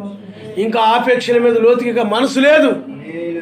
ఆ నిత్య రాజ్యంలో నువ్వు ప్రవేశించాలి అనే మనసు నువ్వు కూడా ఈ చివరి కాలంలో అనగా వధువు కూడా కలిగి ఉండాలి. నీ వాక్యం చెప్తా ఉన్నది కనుక నాయన మీరే సహాయం చేసి బిడ్డలను దీవించి ఆశీర్వదించమని, అట్టి ఆపేక్ష కలిగిన వారుగా ఉండు కృప చెప్పని నీ వాక్యాన్ని నెరవేర్చాలని ఆపేక్ష తప్ప, నీ లేఖనాలు నెరవేర్చాలని నాయన సమస్తము నెరవేర్చి ఆపద్దిన ముందు నాయన సమస్తము నెరవేర్చాలని ఒక ఆపేక్ష తప్ప మరి ఏ ఆపేక్ష లేకుండా సహాయం చేయమని నజరేయుడైన యేసు నామమున మిక్కిలిగా బ్రతిమాలుచు అడుగుచున్నాము. ఆమేన్.